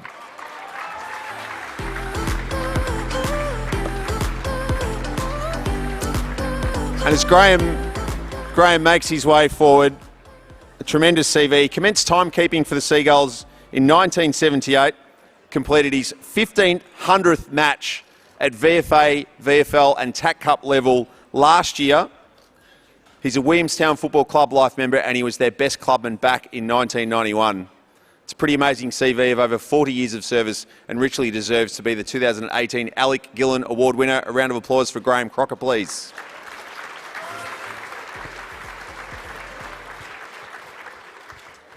Well done, Croc. Thanks, mate. No worries. Now, we might just shuffle a little bit this way to our left. Mate, can we do something about these 38-minute quarters that we're having to endure on the Channel 7 broadcasts? Oh, well, the VFL done one last week, and I thought they might have been asleep as well, same as I was. Well, you had the night off when the lights went out at Punt Road, I believe. I might have turned them off. You were in front by 3 goals at the time. Well, trying to save power. Okay, very good. Fiscally responsible. How did you end up tied up with the Seagulls back in the late 70s? What got you to the club in the first place? Well, I was a mate of mine I used to work with, Junior Jackson. He was timekeeper at the Williamstown, and he became president of the Williamstown Football Club. And when he became president, he asked me could I do the timekeeping, so I did. It's pretty simple. So if he had asked you to mow the lawns, you would have kept doing that for 40 years as well? Probably would, yeah. Now, keeps me out of mischief too. That's good. Now, you spend pretty much 52 weeks a year at Point Jellybrand because you're heavily involved with the football club but also the cricket club as well. Yes. Yeah. I'll probably sleep overnight too. Because I'm there all the time. You've seen some amazing teams in individual players in your time. Think back to the great teams under Terry Wheeler in the 1980s, that historic premiership in 1990, the 2003 premiership with the Collingwood alignment, and of course that great day in 2015. There's been some amazing players come through the club in your time. Who'd be in your top couple? Probably Papley. It's hard to say. It's very hard. Probably Ghazi, and probably I don't know. It's very hard. There's a lot of players come through. Who of the modern team ranks with the Papleys and Ghazis? Probably Gibbo and Meesey sometimes. Sometimes. When he doesn't get reported. That's a lot of times. As I said, he's more interested in winning the Best Dressed Award tonight than anything else. But he might make a gallery himself. Exciting time for the club over the next couple of weeks. Tell us about what your Sunday is going to look like ahead of the match against Box Hill. Pretty quiet, I think. I might do the game on the weekend, might be overseas. I'm not sure what the AFL's doing at the moment with the timekeepers, which is a bit bleak sometimes. And I could be there on the weekend, I'm not sure. I'll have to wait and see. I'm sure there's some people you'd like to thank for this wonderful award and your time at Williamstown. Probably first off my family, putting up with you all the times I've been in and out. Probably Williamstown Football Club, which I've had a lot of friends, and all my past timekeeper mates which have either passed or still here, regardless. And that's about all. Well, between Janet Dooley and yourself, you've given the Seagulls over 100 years of service. Well, thanks so much for your contribution to football and the Williamstown Football Club. No props. Ladies and gentlemen, Graham Crocker. And we'll win the premiership too. Thanks, Croc.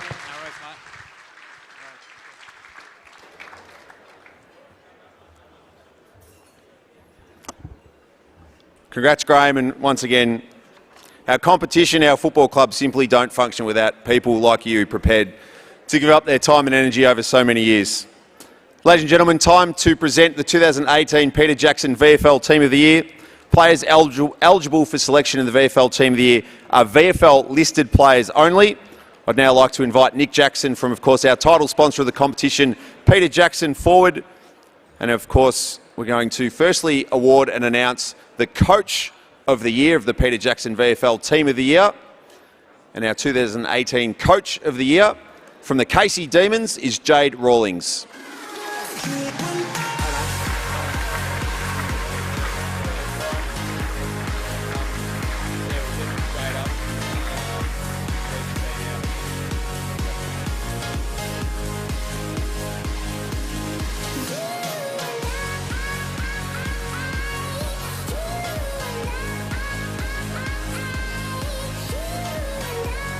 Well done, Twig. We'll have a chat to you in just a moment, but let's reveal the 24 players part of the 2018 Peter Jackson VFL Team of the Year. Players, as they make their way forward, ask them onto the stage and remain until the announcement is complete. Our backline begins with a player in his second Team of the Year from Collingwood, Marty Hall. Our fullback from Port Melbourne, their premiership player last year, Lucas Cook. And completing a pair of back pockets, getting back-to-back Team of the Year nods from the Cats, James Cheetas.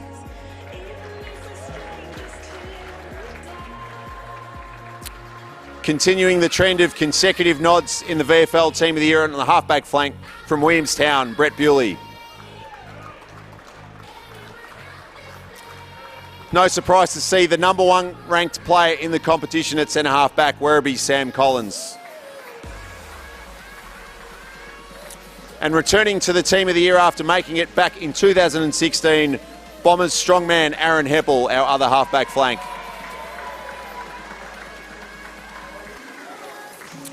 Our centre line and another Bomber, and he set up the winning goal on the weekend, the dashing Nick Hind.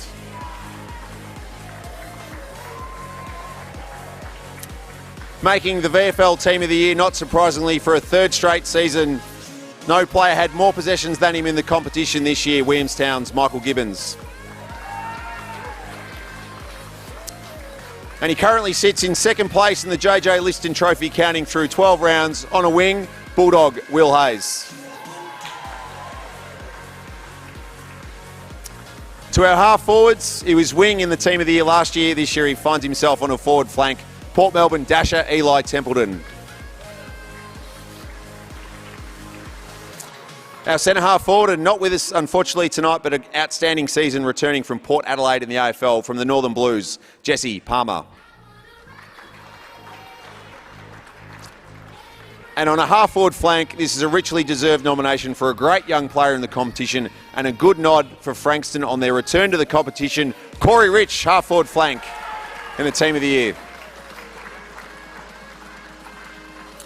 And speaking of Frankston, this man made that team in 2016 as a Dolphin. He's now a Seagull and he's a star. Forward pocket, Ben Cavara from Williamstown. At full forward, not surprisingly, he was the second ranked player in front of goal this year. Back-to-back Team of the Year nods for Borough captain Jordan Lyle.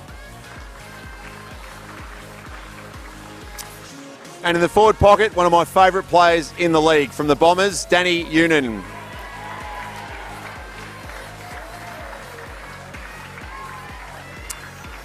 To our rucks, for the fifth time, Nick Meese is the Peter Jackson VFL Team of the Year ruckman. Our ruck rover and captain of the Peter Jackson VFL Team of the Year from Geelong, Tom Atkins.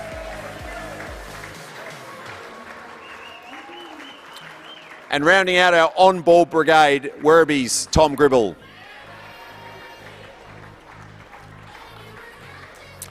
Six players on our interchange, and so good to see a player transition in 12 months from the TAC Cup to the VFL Team of the Year. Coburg's Marcus Lentini heads our bench. Joining him is former Roo and now Casey Demon, Corey Wagner. On his return after a great time in the Sandful with South Adelaide from Sandringham, Brady Seckel. Also not in the room tonight, but a really influential player in his first year with the Bulldogs, former Bomber and power player Angus Monfries. Two Demons on the Peter Jackson VFL Team of the Year bench. Tasmanian Jay Lockhart in the first season in the competition makes the Team of the Year. And rounding out our 24 and returning to stage, the man with a tat and plenty of the ball for the third straight season, Port Melbourne's Tom O'Sullivan in the VFL Team of the Year.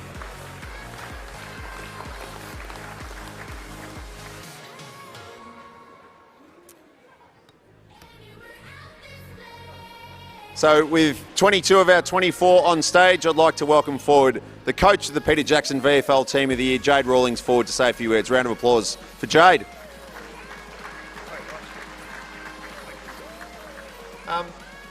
First of all, congratulations. We had a coffee together in about February. A little coffee shop not far from Melbourne Footy Club where you work, of course, in your role at Casey. And your passion for the competition came through strikingly. And you must be incredibly proud. A notch on your belt, not just as a career that spanned as a player and a coach, but going right back to your junior days in footy, you must hold this honour in high regard. Yeah, thanks, Nigel. I really do. I've got a really healthy respect for the competition and was lucky enough to play a little bit from not being selected when I was an AFL player at Werribee and Tassie, and then had a great year in 2008 coaching Coburg. And yeah, I've really fortunate last year. Josh Marnie, who's been a great advocate and supporter of mine in my own career, gave me the opportunity to coach VFL again if I was willing and up for it, and it was a terrific opportunity. And yeah, I feel really fortunate. There's a lot of coaches that I coach against who I've got a really healthy respect for, and Andy Collins, who I played with, Gary Ayres, who I idolise, been a Hawthorn supporter, Craig McRae is one of my best friends, Jared Rivers, who I coach, Chris Newman, who I coach. So yeah, I feel really privileged, and this is a quality group of players who stand up here, so it feels really good. 10 years on from your tenure at Coburg, can you believe where the standards got to of the competition?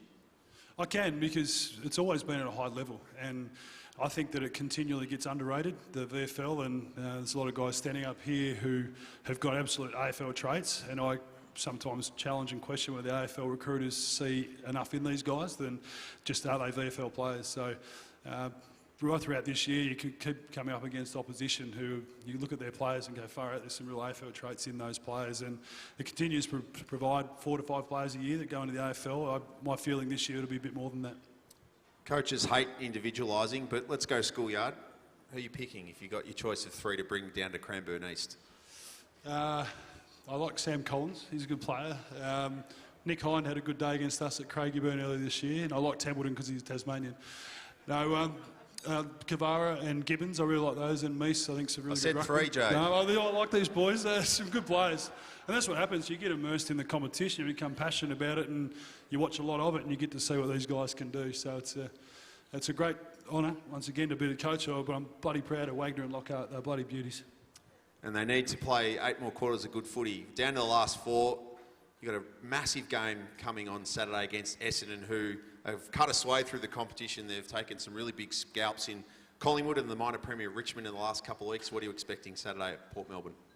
I think anyone who's been following form lines and games over the last few weeks would know that it's going to be a pretty fierce battle. And I've got a lot of respect for Essendon. I really rate Dan Jordan as a coach. He's done a great job with that group. And when you become a VFL coach, it's a very transient competition. Week to week, you have multiple changes, and you need to be able to be flexible and bring that group together each week, and that's the challenge we sign up for. So we've had a good win against Geelong, who we had good battles with during the year. We got touched up by Box Hill and Williamstown at the back end of the year, and it gave us a lot of learning. So we're back with a reasonable amount of AFL contribution with numbers, and also got a healthy VFL list. So we've enjoyed the week off. It feels weird. I haven't been in finals for quite a while, so to have a week off this time of the year is quite odd, but our club's in a good position. Yeah, it's a big 24 hours for the Melbourne Casey alignment, of course, for the Friday night AFL final as well. Congratulations on the nod as Coach of the Year, and thanks for your work as a continued advocate of the Peter Jackson VFL. Ladies and gentlemen, Jade Rawlings, Casey Demons coach and coach of the Peter Jackson VFL Team of the Year in 2018. Gentlemen, if I can ask you to make your way out to the media room at the back, Anthony Stangetz from AFL Victoria will harangue you for an official photo and also to receive your individual certificate. Most of you have done this on an annual basis, so it shouldn't be too hard to work out. Maybe just follow the big moose, Jordan Lyle, who's done this a couple of times. Good leadership. That's why he's a captain. Unfortunately, only half of them are following and the other half are going back a stage. We'll get there eventually.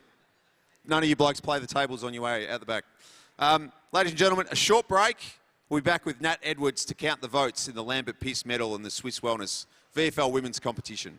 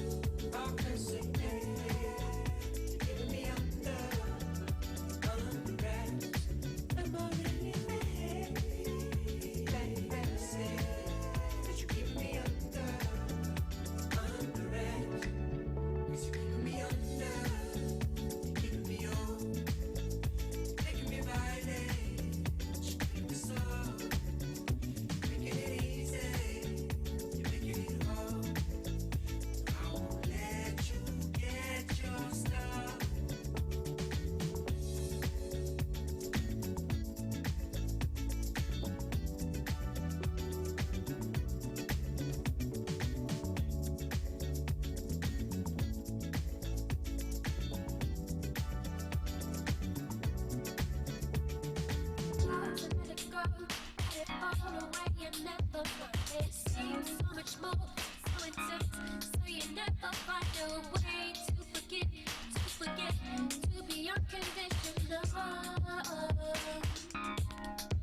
We don't have to fight. This is the time to be turning on the floor. We just have to walk through that door together. We don't have to fight no more. This isn't the time to be turning on the floor. We just have to walk through that door together. We don't have to fight no more.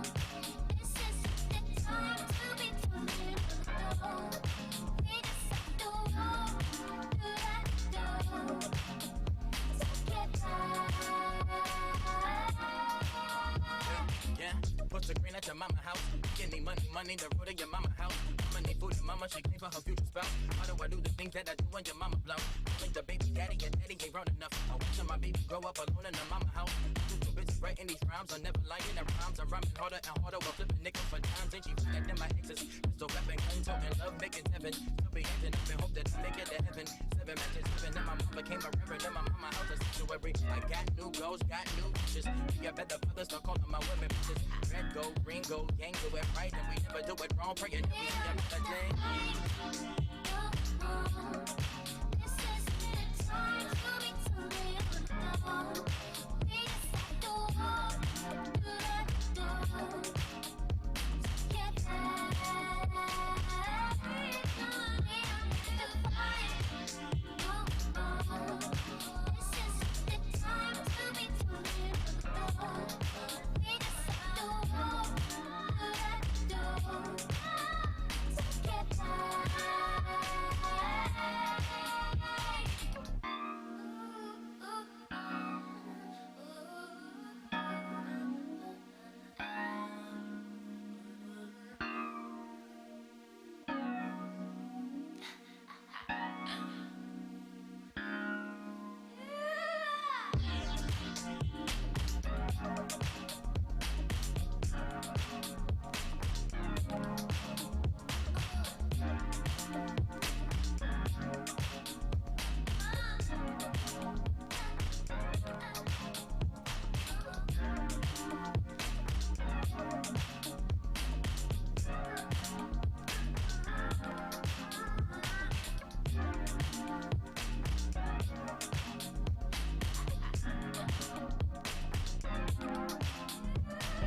Don't fall down, don't fall down, don't fall down. Don't fall down, don't fall down, don't fall down. 3, 2, 1 and it's done. He bit my lip, kissed my neck. I only get the best. Quickly I have become a little weaker. Seems I'm a dreamer, dreaming of you. And I don't know what to do about it. Gotta let you know I'm cool about it. It was on my mind, like most of the time. I gotta let you know today, if I can find a word to say it's true. I've been dreaming of you. Not innocent. I hope you feel the same as I do, so I can get to know you. I wanna get to know ya. Tell 'em what came over me. I wanna get to know ya. Maybe you'll move closer to me. And your words are sweet, even if they were meant to be. And your love's contagious, even if it wasn't meant for me. On my mind, on my mind, on my mind.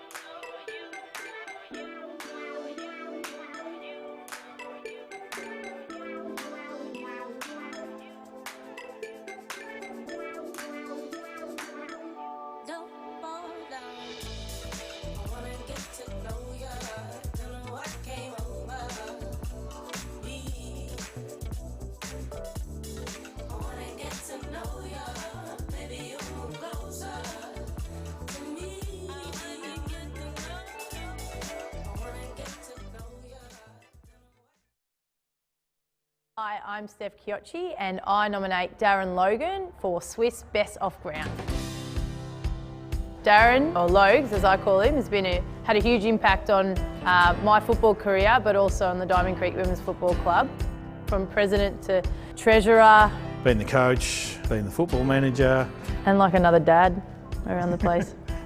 I remember the first training night, Steph came up and goes, listen, we haven't been taught anything, and I said, well, I'm going to change that. I'm going to teach us how to kick an handball.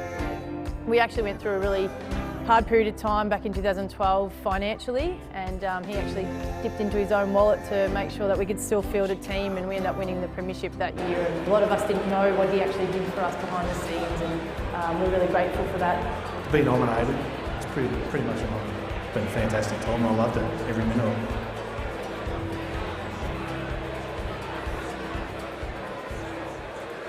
All right, everyone, if I could get you just to take your seats. We're about to get underway with the next part of the evening. This is where it all gets very exciting. So if you can make your way back to your seat, then that would be fantastic.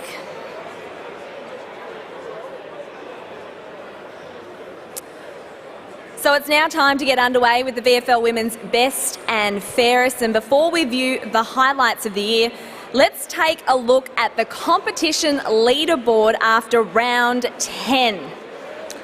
And as you can see there, we have equal leaders, Jess Duffin and Nat Exon, both on 13 votes apiece. Ange Foley, she's also pushing her claim with 11 votes. So it does look like it's going to be an intriguing finish, and we'll have more in just a moment.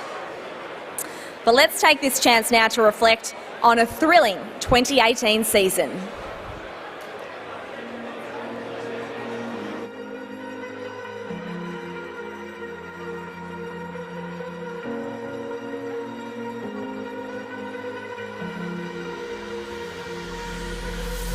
Falling too fast to prepare for this. Tripping in the world could be dangerous. Everybody circling as vultures. Negative, nepotist. Everybody waiting for the fall of man. Everybody praying for the end of times. Everybody hoping they could be the one. I was born to run, I was born for this. Whip, run me like a racehorse. Pull me like a ripcord. Break me down and build me up. I wanna be the slip.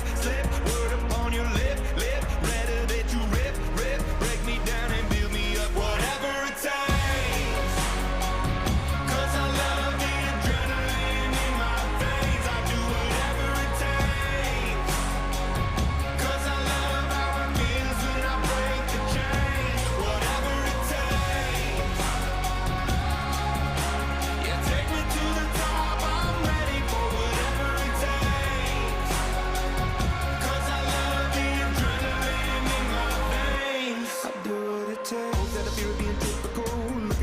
Feeling miserable, always hanging on to the visual.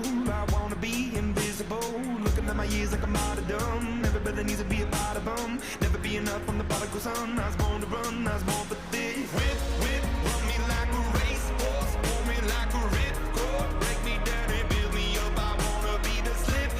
Word upon your lip. Rather that you rip. Break me down and build me up. Whatever it takes. 'Cause I love the adrenaline in my veins. I do whatever it takes. 'Cause I love how it feels when I break the chains. Whatever it takes. Yeah, take me to the top. I'm ready for whatever it takes. 'Cause I love the adrenaline in my veins. I do what it takes. Hypocritical, egotistical. Don't wanna be the parenthetical, hypothetical. Working on to something that I'm proud of. Out of the box, an epoxy to the world and the vision we've lost. I'm an apostrophe. I'm just a symbol to remind you that there's more to see. I'm just a product of the system of catastrophe, and yet a masterpiece. And yet I'm half diseased, and when I am deceased, at least I go down to the grave and die happily, and leave the body of my soul to be a part of me. I'll do what it takes. Whatever it takes. 'Cause I love the adrenaline in my veins. I do whatever it takes. 'Cause I love how it feels when I break the chains. Whatever it takes.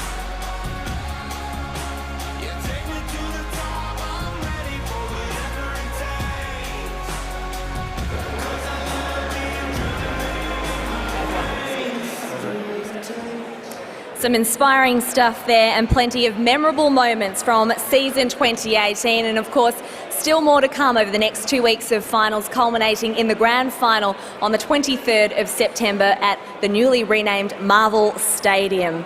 All right, as you can see behind me, joining me on stage now to read the votes are Meg MacArthur and John Hook from AFL Victoria Football Operations. Meg, John, I'll now hand over to you as we continue the vote count, starting with round 11. Round 11, Darebin Falcons versus Essendon. Essendon, C. Ugal, 1 vote. Darebin Falcons, J. Del Pos, 2 votes. Darebin Falcons, L. Pearce, 3 votes. Richmond versus NT Thunder. Richmond, P. Monaghan, 1 vote. NT Thunder, J. Hewitt, 2 votes. NT Thunder, E. Marinoff, 3 votes. Williamstown versus Western Bulldogs. Western Bulldogs, A. Missett, 1 vote. Williamstown, S. Chapman, 2 votes. Western Bulldogs, E. Blackburn, 3 votes.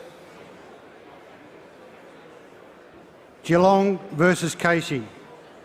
Casey Demons, C. Sheriff, 1 vote. Geelong, M. Clifford, 2 votes. Geelong, M. Boyd, 3 votes. Southern Saints versus Melbourne Uni. Southern Saints, R. Watt, 1 vote. Melbourne Uni, H. Ibrahim, 2 votes. Melbourne Uni, M. Prespakis, 3 votes. Carlton versus Collingwood. Carlton, K. Harvey, 1 vote. Collingwood, C. Malloy, 2 votes. Collingwood, E. Hayes, 3 votes. That concludes round 11. So, ladies and gentlemen, in the AFL Victoria statewide Love the Game round, it was a tough game for Williamstown, being defeated by an experienced Western Bulldogs outfit, while NT Thunder found themselves back on the road only to topple Richmond. Jess Duffin, Nat Exon and Ange Foley were all missing from round 11 action, so our top 3 on the leaderboard stays unchanged for now. All right, Meg, over to you for round 12. Round 12, Southern Saints versus Hawthorn. Southern Saints, C. Munn, 1 vote. Hawthorn, L. Watton, 2 votes. Hawthorn, S. Perkins, 3 votes. Carlton versus Richmond. Carlton, H. Watt, 1 vote. Carlton, D. Vesio, 2 votes. Carlton, C. Dalton, 3 votes. Melbourne Uni versus Collingwood. Melbourne Uni, E. Carney, 1 vote. Collingwood, B. Benici, 2 votes. Collingwood, C. Malloy, 3 votes.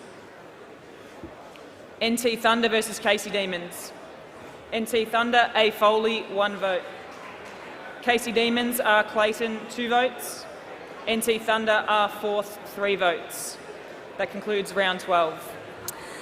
Well, Casey travelled to Alice Springs to take on the NT Thunder, but the home side was too strong, winning by 2 goals. And with 5 teams having a bye, including the Seagulls and the Falcons, Ange Foley is the only one of our leaders to poll in round 12. She closes the gap to just 1 vote to our tied leaders there. All right, time now for round 13. John. Round 13, Western Bulldogs versus Southern Saints. Western Bulldogs, H. Scott, 1 vote. Southern Saints, geez, I got that one right. G. DeAngelis, 2 votes. Southern Saints, R. Watt, 3 votes.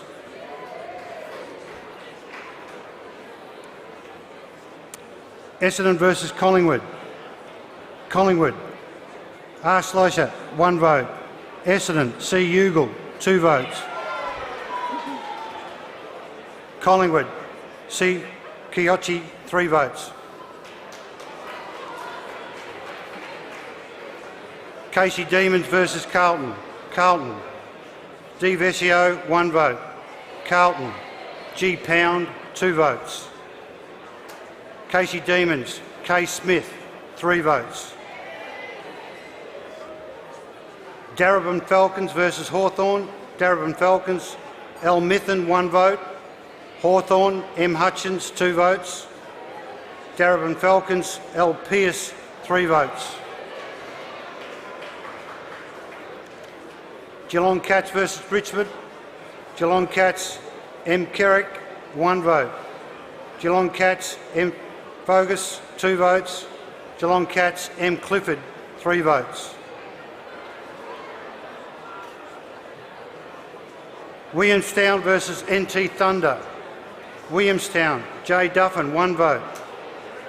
NT Thunder, J. Secondary, 2 votes.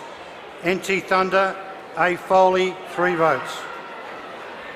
That concludes round 13. So, in the AFL Victoria White Ribbon round, we have a new leader, Ange Foley, getting the 3 votes, taking her tally to 15 now after NT Thunder's big win over Jess Duffin's Williamstown.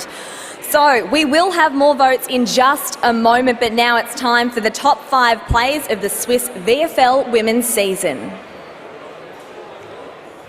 Time now for our VFLW top 5 plays of the year. At number 5, bomber Monique Di Matteo gets over the back, goes for the chip and charge. A bold strategy, but a clever one. 2 disposals, the goal and the goal assist, all in the one play. Number 4, the dog-toasting Melbourne Uni in round 15, Caitlin Ashmore. Lights up the Jets, runs the tight arc to shake the opponent, straightens up and finishes for a lovely running goal. To number 3, Melbourne Uni Collingwood at Avalon Airport Oval, Magpie Nicole Hildebrand from deep in the pocket, miracle snap. Wonderful goal. To number 2, Carlton's Darcy Vesio, well known for her fancy footwork, brushes the tackler onto the left, dribbles it through for our VFLW goal of the year. And to our play of the year, round 5, TIO Stadium, NT and the Bulldogs, and it's liftoff for the Thunder's Jasmine Hewitt. This spectacular effort earning her the VFL mark and play of the year.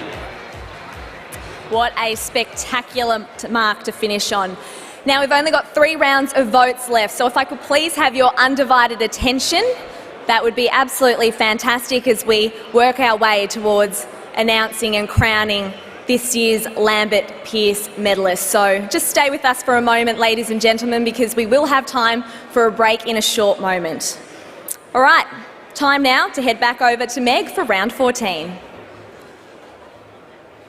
Round 14, Collingwood versus NT Thunder. NT Thunder, Kay Stritter, 1 vote. Collingwood, H. McLaren, 2 votes. NT Thunder, A. Hatchard, 3 votes. Casey Demons versus Melbourne Uni. Melbourne Uni, A. Riddle, 1 vote. Melbourne Uni, C. Fitzpatrick, 2 votes. Melbourne Uni, M. Pressparkas, 3 votes. Darebin Falcons versus Southern Saints. Darebin Falcons, H. Mounsey, 1 vote. Southern Saints, E. Brown, 2 votes. Darebin Falcons, L. Pearce, 3 votes. Geelong Cats versus Essendon. Geelong Cats, D. Orr, 1 vote. Geelong Cats, M. Clifford, 2 votes. Geelong Cats, R. Cranston, 3 votes. Hawthorn versus Western Bulldogs. Hawthorn, E. Gilder, 1 vote. Hawthorn, R. Beeston, 2 votes. Hawthorn, E. Mackey, 3 votes. Richmond versus Williamstown. Richmond, P. Monaghan, 1 vote. Williamstown, J. Bruton, 2 votes.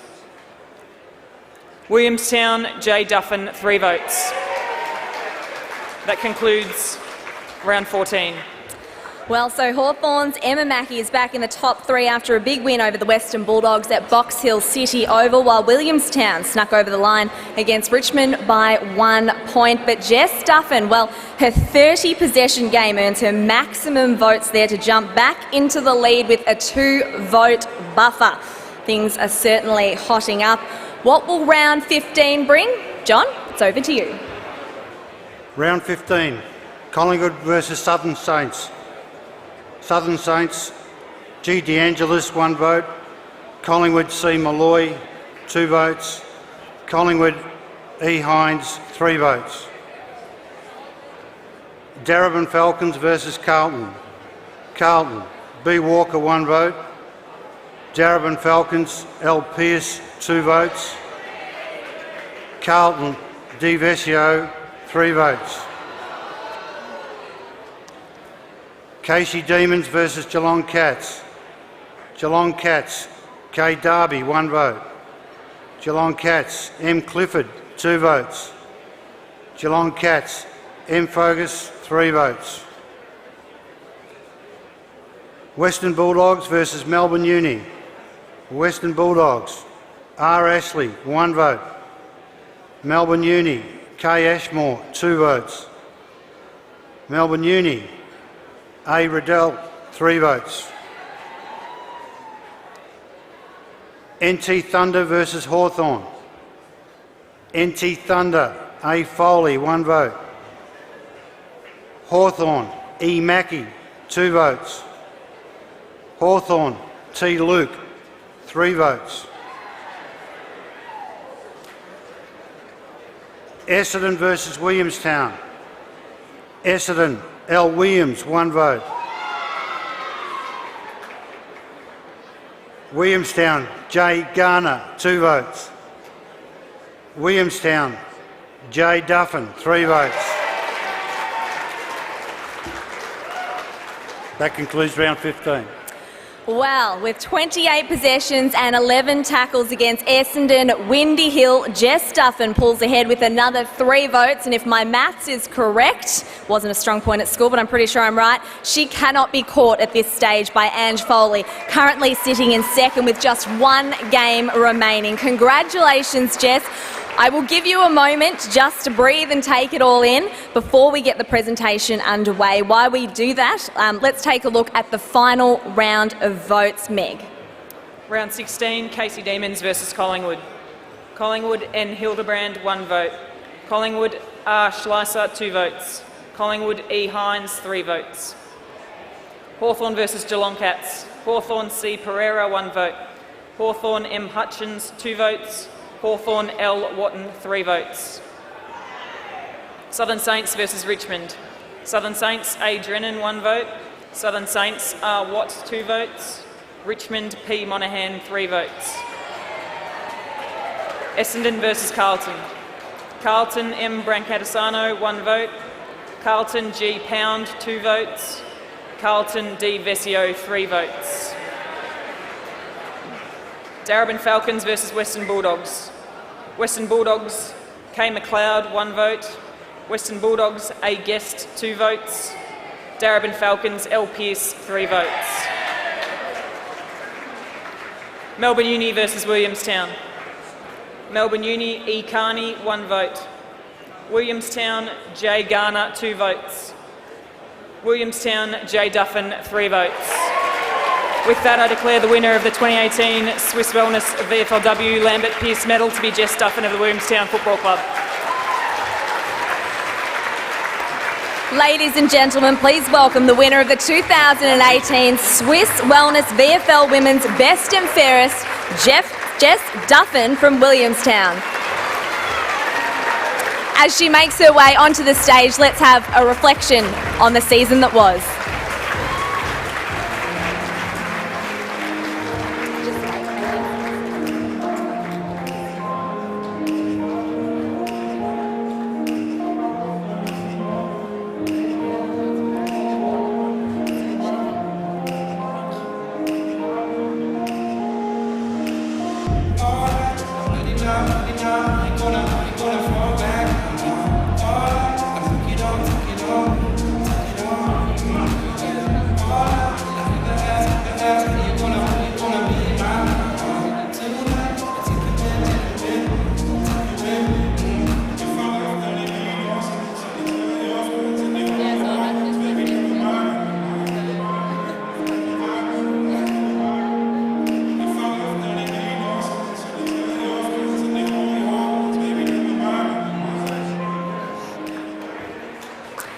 Well, what a sensational season Jess has had, and a very worthy recipient of this award. I'd now like to welcome 2017 winner Katie Brennan on stage to present the Lambert Pearce Medal to Jess Duffin.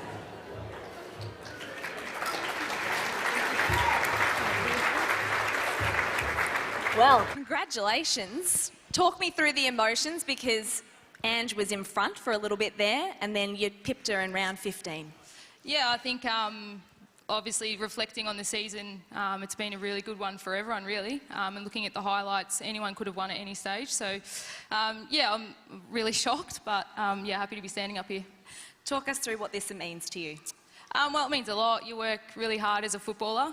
You don't want any sort of personal accolade, you're more about the team. But when something like this comes up, yeah, I'm quite proud of where I've come from and what I've had to do, and juggling 2 sports as well, which sometimes isn't easy. But for me, not only Cricket Australia, but obviously the football clubs I've been at, Collingwood and now North Melbourne, have really been helpful in terms of allowing me to do that. A massive night, because you were also named captain of the team of the year.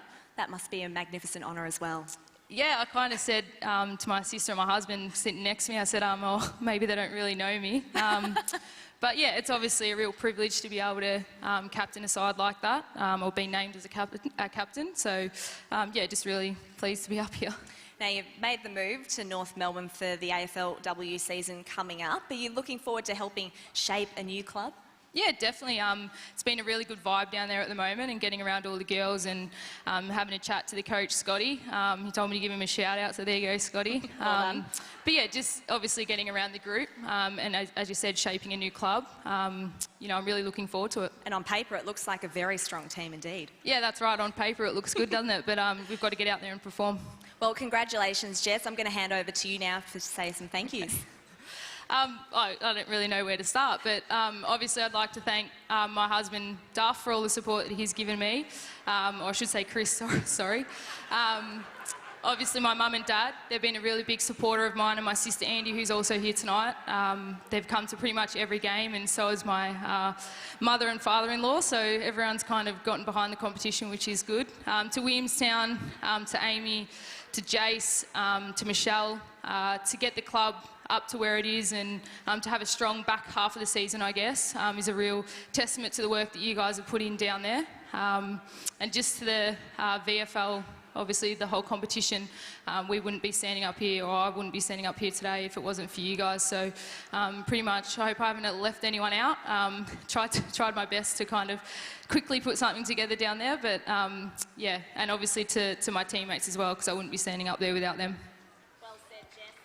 Congratulations once again for being this year's Lambert Pearce medalist. Ladies and gentlemen, can I please ask you to stand as we raise our glasses and toast the 2018 Best and Fairest winner, Jess Duffin. To Jess. Cheers, well done. Congratulations once again, Jess. And to all of those who have featured here tonight on stage, it's time for me to sign off and enjoy a beverage or two myself. Nigel will be back soon to complete the evening with the 2018 JJ Liston Trophy Count. Thank you. Yes.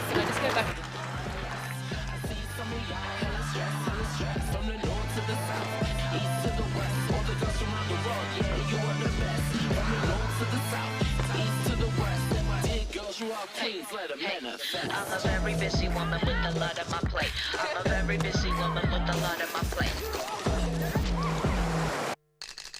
Clink your glasses, melt the ice like ice. Raise your glasses, melt the ice like ice. Clink your glasses off flashes, you weren't ready for it to feel this nice. You weren't ready for it to feel this nice. Woo!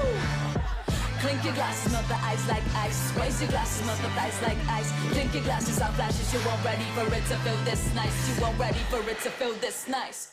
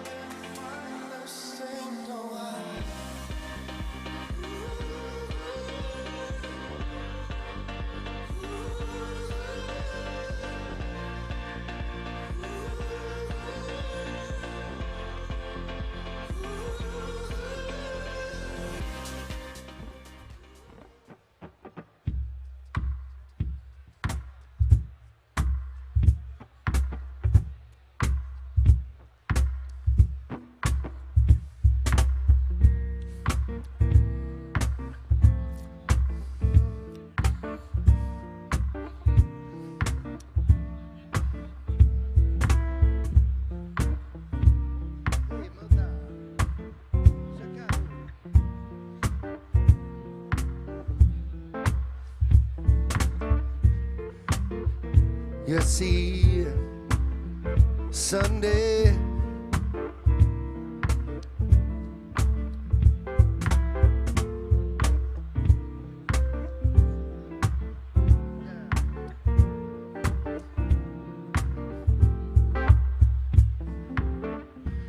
The Sunday morning rain is falling. No. Still some covers share some skin. Clouds are shrouding us in moments unforgettable. You twist and fit the motor where I'm in. Things just get so crazy, baby. Living life gets hard to do. Sunday morning rain is falling. I'm calling out to you. Someday it will lead me back to you. Someday it will lead me back to you. Yeah. Baby, oh, I need darkness, she is all. 'Cause I see you come and miss your bones. Oh, baby, driving Sunday morning, 'cause I never wanna leave. Your fingers trace your every outline. You paint a picture in my head. Back and forth we sway like branches in a storm. So together when it ends, yeah. Things just get so crazy, baby. Living life gets hard to do. Sunday morning rain is falling. I'm calling out to you. Someday it will lead me back to you. Someday it will lead me back to you. Oh, I need darkness, she is all I see. Come and rest your bones with me. Driving Sunday morning, 'cause I never wanna leave.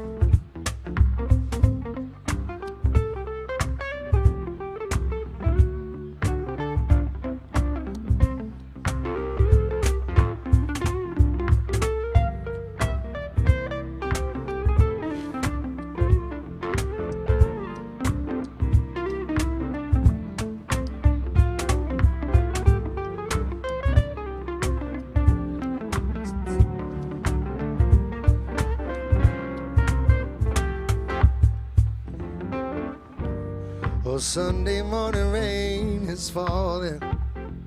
I steal some covers, oh, share some skin. Oh, clouds are shrouding us in moments unforgettable. Just to fit the motor where I'm in. Things just get so crazy, baby. Little life gets hard to do. Sunday morning rain is falling. I'm calling out to you. Someday it will lead me back to you. Someday it will lead me back to you. Baby, all I need, darkness, she is all I see. Come and rest your bones with me. Driving Sunday morning, 'cause I never wanna live. And maybe all I need, darkness, she is all I see. Come and rest your bones with me. Driving Sunday morning, 'cause I never wanna leave. Driving on that Sunday morning, baby, I'm driving on that Sunday morning, baby. Sunday morning, baby. Say I don't wanna leave you.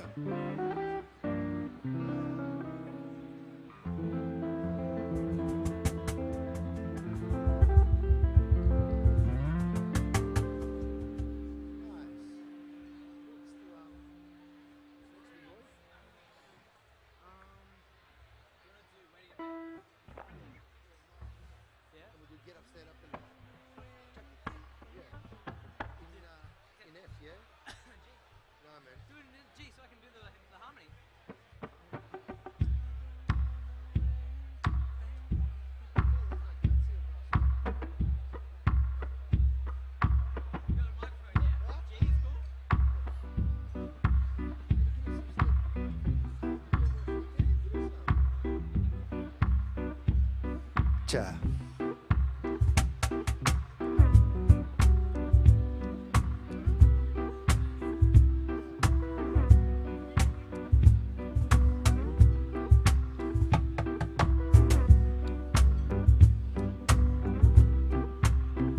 You see,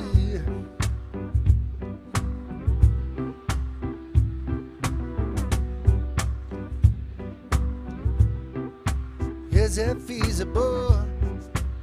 You see, from the very first time I placed my eyes on you,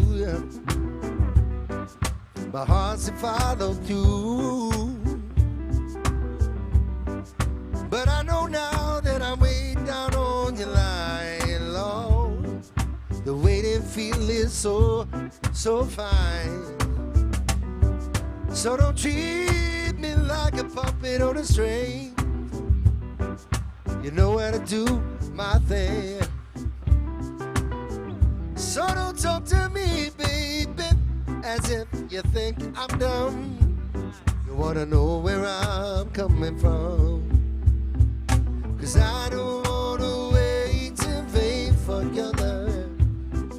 'Cause I don't wanna wait in vain for your love. I don't wanna wait in vain for your love, yeah. Summer is here, 'cause I'm just waiting there. Winter is here, 'cause I'm just waiting there, yeah. 'Cause I know, 'cause I know.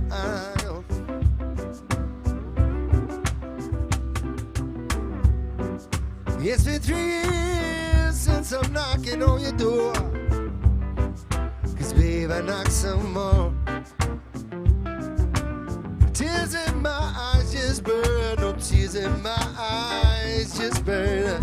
I'm just waiting on for your turn. I said, ooh girl, I see, is it feasible? I wanna know, yeah, for what and not some more. Yeah. You see tears in my eyes just burn, no tears in my eyes just burn as I'm waiting for your love. 'Cause I don't wanna wait in vain for your love. 'Cause I don't wanna wait in vain for your love. 'Cause I don't wanna wait in vain for your love. Summer is here, 'cause I'm just waiting there. Winter is here, 'cause I'm just waiting there. Steer it up, let a darling know. Steer it up, yeah. Alright, alright. Steer it up, let a darling know.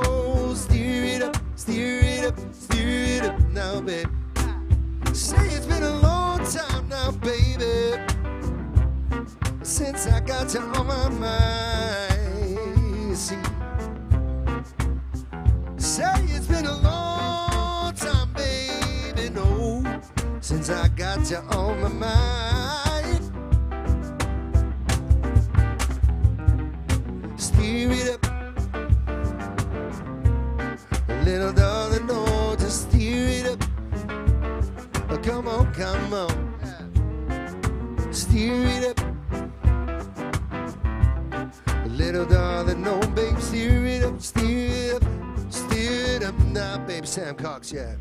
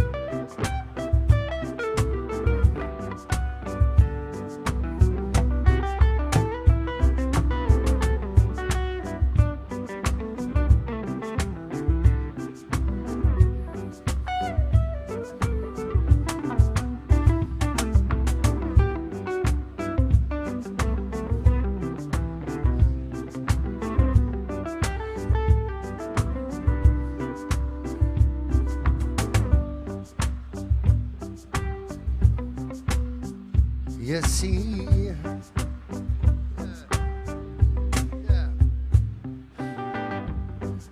cause it's been 3 years since I'm knocking on your door, baby. Oh, baby, I wanna knock some more. Tears in my eyes just burn, oh, tears in my eyes just burn as I'm waiting, baby. Say, I say, ooh, girl. Ooh, girl, is it feasible? I wanna know it. I wanna knock some more. You see, tears in my eyes burn, baby. Tears in my eyes just burn as I'm waiting, baby. I'm just waiting. Cause I don't wanna wait in vain for your love. Cause I don't wanna wait in vain for your love. Cause I don't wanna wait in vain for your love. Summer is here, cause I'm just waiting there. Winter is here, cause I'm just waiting there.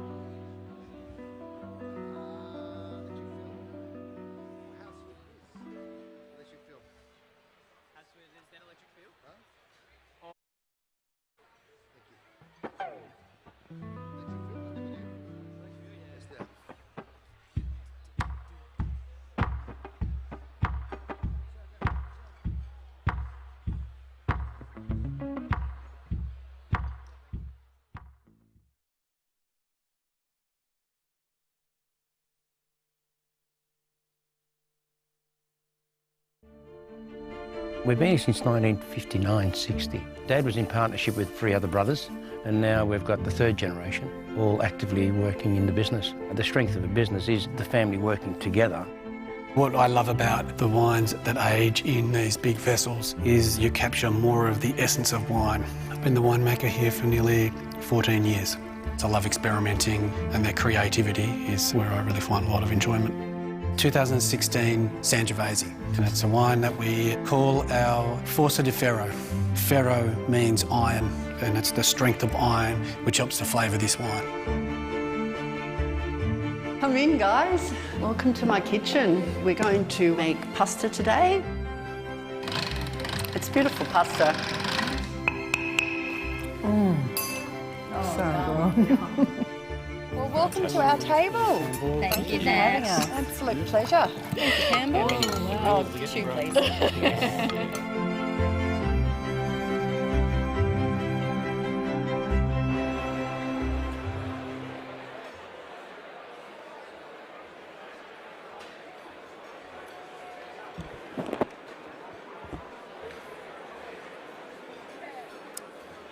Thank you, ladies and gentlemen. I'm going to ask you to head back towards your tables.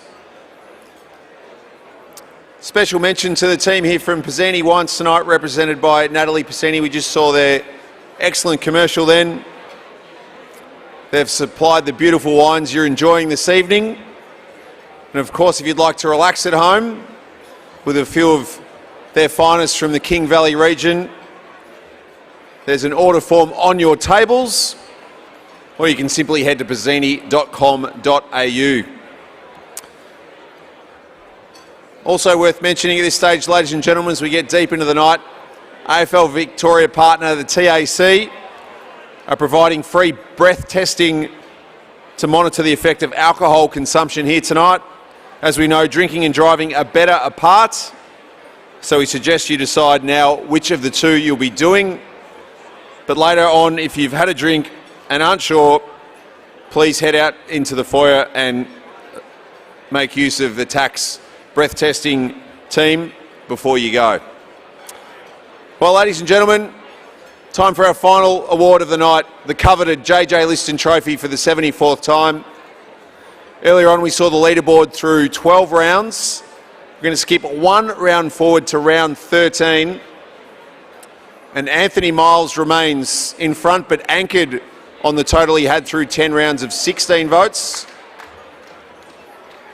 Had a chat to Milesy just in the break then. Not too many nerves, might know what's coming. Maybe a few more nerves about the coming nuptials in Cora in November. Yep. Michael Gibbons has moved to 10 votes, one behind Will Hayes in second. Gibbons had a vote against Collingwood in round 13. Corey Ellis, another Tiger, into the top 4. He has 8 votes after a 3 against Box Hill in round 13. Aaron Francis and Andrew Moore continue to be on 8 votes as well. But it's Anthony Miles, after being 5th last year and about 2nd at this stage of the count. He leads with 16 votes through 13 rounds. And with that, ladies and gentlemen, time to turn your attention to the screens for a look at the highlights of the 2018 Peter Jackson VFL season through the opening 14 rounds.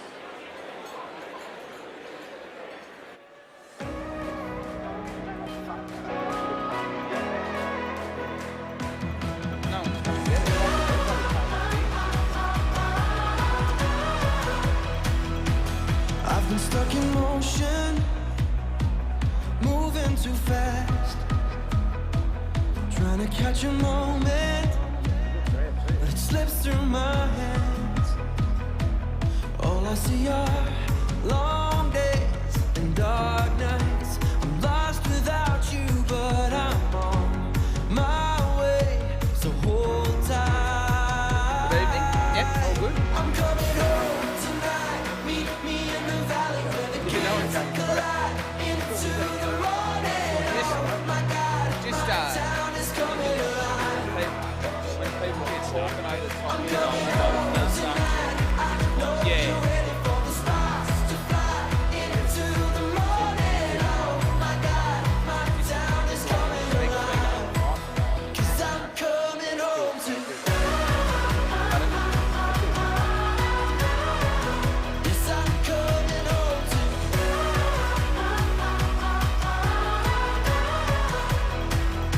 Don't wanna spend my whole life catching my breath, 'cause I've been running round and round and round, and I got nothing left. There's nothing like a sunset skyline to let you know you're almost home. So breathe in and hold tight. I'm coming home tonight. Meet me in the valley where the kids collide into the morning. Oh my God, my town is coming alive. I'm coming home tonight. I know you're ready for the stars to fly into the morning. Oh my God, my town is coming alive.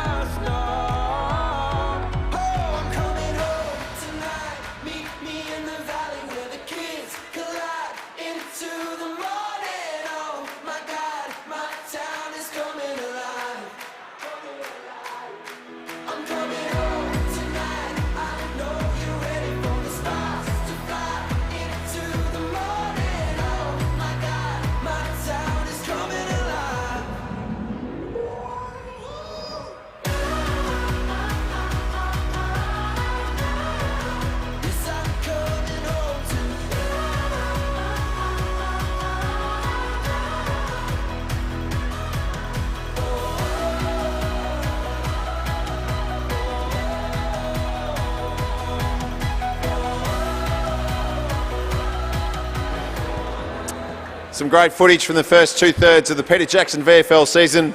Time to begin counting from round 14. A big welcome to AFL Victoria's John Hook and Sam Sheen to get us going with the votes for round 14. Round 14, Casey Demons versus North Melbourne. Casey Demons, J. Kennedy Harris, 1 vote. Casey Demons, J. Munro, 2 votes. Casey Demons, D. Tyson, 3 votes. Coburg versus Sandringham. Coburg, N. Mallington, 1 vote. Sandringham, R. Marshall, 2 votes. Coburg, P. McAvoy, 3 votes. Port Melbourne versus Williamstown. Port Melbourne, T. O'Sullivan, 1 vote. Williamstown, J. Charleston, 2 votes. Port Melbourne, M. Rivet, 3 votes. Footscray versus Box Hill Hawks. Box Hill Hawks, D. Willsmore, 1 vote. Box Hill Hawks, K. Lovell, 2 votes. Box Hill Hawks, C. Nash, 3 votes. Essendon versus Richmond. Richmond, Al Baker, 1 vote. Richmond, S. Bolton, 2 votes. Richmond, D. Caulfield, 3 votes. Frankston versus Geelong. Geelong, T. Atkins, 1 vote. Geelong, J. Kerris, 2 votes. Geelong, G. Hall-and-Smith, 3 votes. Collingwood versus Werribee. Collingwood, A. Oxley, 1 vote. Collingwood, A. Woodward, 2 votes. Collingwood, J. Smith, 3 votes. That concludes round 14. George Hall-and-Smith from the Cats, who's been a perennial top 5 finisher in the JJ Liston Trophy, our mover, 41 possessions, 2 goals against the Dolphins. He moves to 8 votes. John Hook to give us the votes for round 15. Round 15, Richmond versus North Melbourne. Richmond, C. Menadue, 1 vote. Richmond, S. Lloyd, 2 votes. Richmond, T. Stengel, 3 votes. Werribee versus Essendon. Werribee, A. Hooper, 1 vote. Werribee, J. Porter, 2 votes. Werribee, S. Collins, 3 votes. Box Hill Hawks versus Port Melbourne.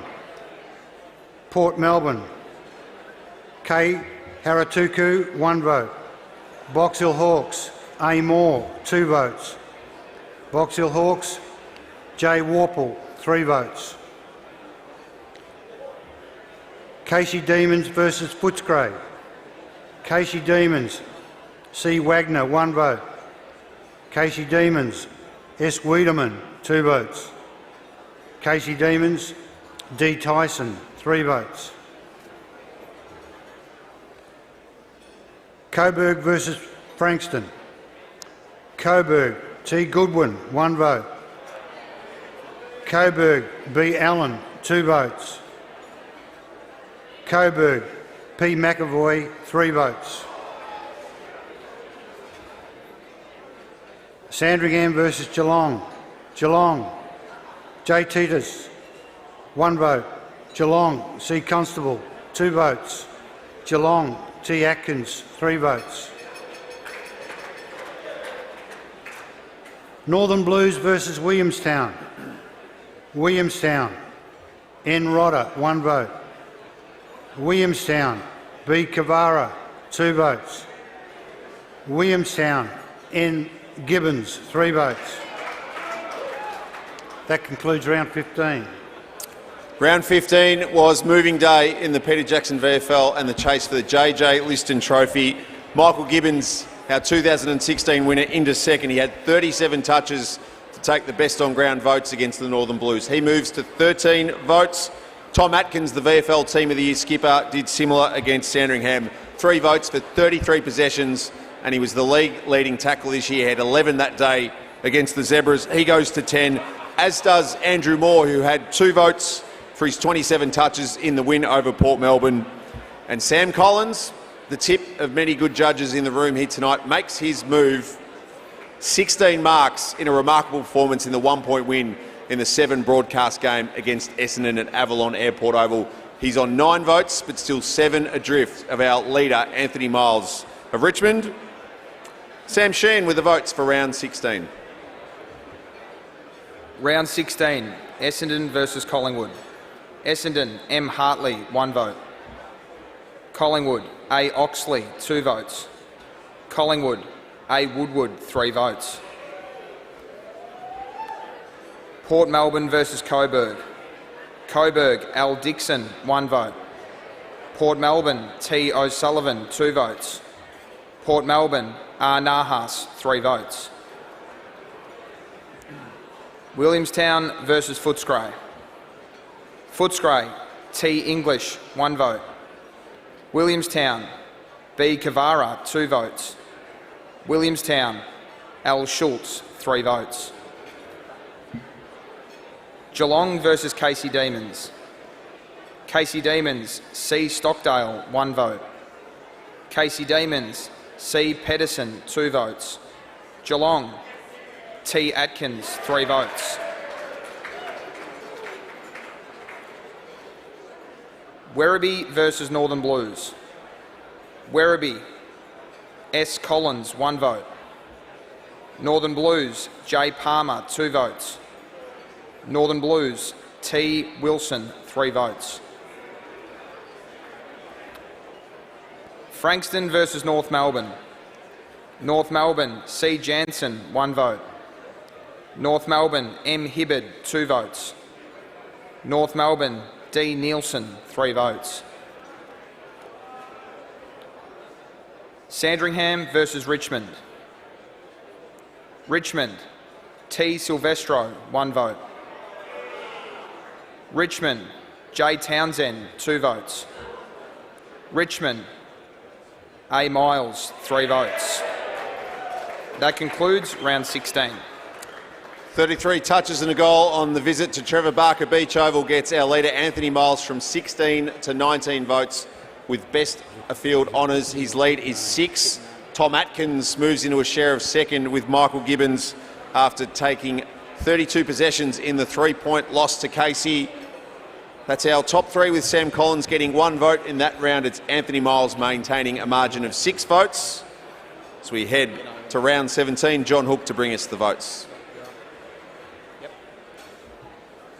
Round 17, Richmond versus Werribee. Richmond, N. Bolter, 1 vote. Richmond, C. Moore, 2 votes. Richmond, J. Ballard, 3 votes. Sandringham versus Box Hill Hawks. Box Hill Hawks, K. Heatherly, 1 vote. Box Hill Hawks, M. Pitney, 2 votes. Box Hill Hawks, A. Moore, 3 votes. Northern Blues versus Frankston. Northern Blues, S. Kerridge, 1 vote. Northern Blues, N. Graham, 2 votes. Northern Blues, J. Palmer, 3 votes. North Melbourne versus Collingwood. North Melbourne, N. Rippon, 1 vote. Collingwood, J. Blair, 2 votes. Collingwood, A. Woodward, 3 votes. That concludes round 17. Ladies and gentlemen, Alex Woodward, who won the award back in 2014 with Box Hill, has made a remarkable return from yet another ACL. He's polled 10 votes in 5 games to find himself on the leaderboard. Remarkable effort from the Pies Tyro in the back half of the season. Andrew Moore, otherwise our main mover in round 17. 3 votes for 33 and a goal against Sandringham. Anthony Miles maintains his 6-vote lead, and with that we pause to take a look at the Toyota VFL top 5 plays of season 2018. Time now for our top 5 VFL plays of the year. Sandy and Port, Ainsworth, DeSeckle, smothered. Tom Lamb, bicycle kick, what a goal. The scissor kick from Lamb, probably the closest Tom's been to scissors in quite a while. To number 4, Punt Road, Richmond and Williamstown. Adam Marcon, better known for his ground and pound, but occasionally the Seagull spreads his wings. Lovely fly there over Jacob Ballard. Number 3, Geelong North at the Cattery. Keep an eye on Quinton Narkle. Wins the football, delivers to defensive 50. There he is in the foreground, charging out of defence. Receives the handball, runs through the middle, sends it inside 50, keeps on running. Awkward bounce, couple of quick handballs. Quinton still running, gathers and kicks every coach's dream goal. Number 2, Collingwood Sandy at Vic Park. High ball inside 50. Rising up through the pack is Ben Crocker. Looks even better from the side on replay. Lands on his head for extra style points. A classical specky from the young Magpie. Which brings us to our VFL Goal of the Year. Dons, Tigers, Windy Hill, Shea Bolton, slips Zirk Thatcher. But BZT comes back for more. Slips him again, backpedaling off a step. What a goal, Shea Bolton. And the young Tiger doubles up to take the Mark of the Year as well. One of the games of the season, Shea with the big launch of Joel Tippett to claim the VFL Goal of the Year, Mark of the Year double. Thanks to Jason Bennett from 7 for providing the voiceovers for the Toyota top 5 plays of 2018. Haven't seen many better marks than Shea Bolton over the last couple of years. I'm sure there's more in store where that came from. So we head to round 18. Anthony Miles is a 6-vote leader as we head for the finish line. Sam Sheehan with the votes. Round 18, Geelong versus Richmond. Geelong, W. Buzzer, 1 vote. Geelong, C. Constable, 2 votes. Geelong, Z. Smith, 3 votes. Casey Demons versus Northern Blues. Casey Demons, J. Lockhart, 1 vote. Casey Demons, C. Pedersen, 2 votes. Casey Demons, C. Wagner, 3 votes. Coburg versus Werribee. Werribee, N. Coughlin, 1 vote. Werribee, D. McFarlane, 2 votes. Werribee, S. Collins, 3 votes. Port Melbourne versus Essendon. Essendon, J. Laverty, 1 vote. Port Melbourne, Al Cook, 2 votes. Essendon, N. Hind, 3 votes. Footscray versus Frankston. Frankston, A. Ferreira, 1 vote. Footscray, S. Biggs, 2 votes. Footscray, W. Hayes, 3 votes. North Melbourne versus Williamstown. Williamstown, B. Kavara, 1 vote. Williamstown, M. Gibbons, 2 votes. Williamstown, B. Bewley, 3 votes. Box Hill Hawks versus Collingwood. Collingwood, J. Hallier, 1 vote. Box Hill Hawks, W. Hams, 2 votes. Collingwood, A. Woodward, 3 votes. That concludes round 18. Most of our top 5 making ground on our leader, Anthony Miles, who remains on 19 votes, would win the last 3 JJ Liston trophies. Will it win tonight's? We're 3 rounds out from finding out. Michael Gibbons with a couple to move to 15 is the closest man, 4 votes adrift. Now head to the votes for round 19 from John Hook. Round 19, Werribee versus Box Hill Hawks. Werribee, S. Collins, 1 vote. Werribee, M. Sotomaco, 2 votes. Werribee, A. Hooper, 3 votes.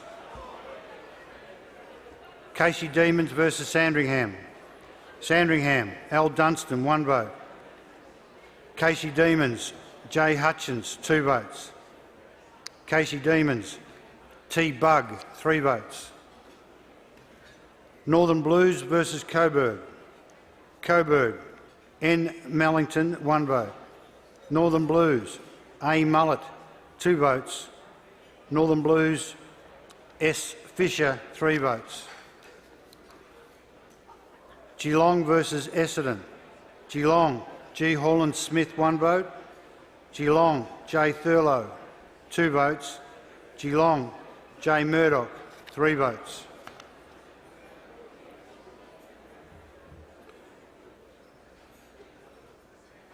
North Melbourne versus Footscray. Footscray. T. English, 1 vote. North Melbourne. L. Davies, Uniacke, 2 votes. North Melbourne. N. Rippon, 3 votes. Port Melbourne versus Collingwood. Port Melbourne. L. Cook, 1 vote. Collingwood.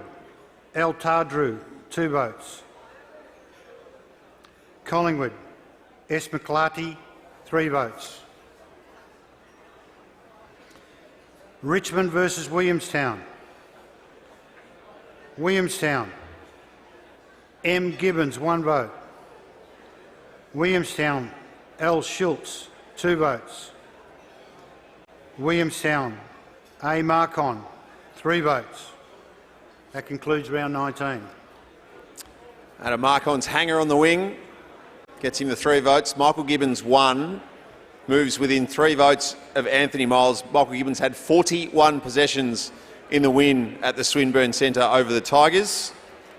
Only 3 players can pass our leader from here. They are Michael Gibbons, Sam Collins, who'd done just about everything else this VFL season, so he decided to go out and have 18 hitouts in gaining 1 vote in round 19, and Will Hayes, who was also on 14 votes.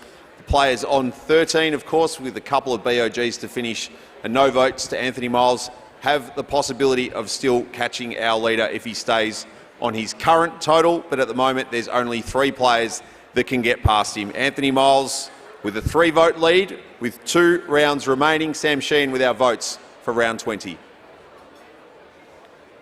Round 20, Essendon versus Footscray. Essendon, J. Laverty, 1 vote. Essendon, J. Ridley, 2 votes. Essendon, N. Hind, 3 votes. Box Hill Hawks versus Casey Demons. Box Hill Hawks, B. Kilpatrick, 1 vote. Casey Demons, J. Lockhart, 2 votes. Box Hill Hawks, D. Mirror, 3 votes. Northern Blues versus Sandringham. Northern Blues, S. Fisher, 1 vote. Sandringham, Al Dunstan, 2 votes. Northern Blues, J. Hill, 3 votes. Coburg versus Geelong. Geelong, G. Myers, 1 vote. Geelong, Q. Narkle, 2 votes.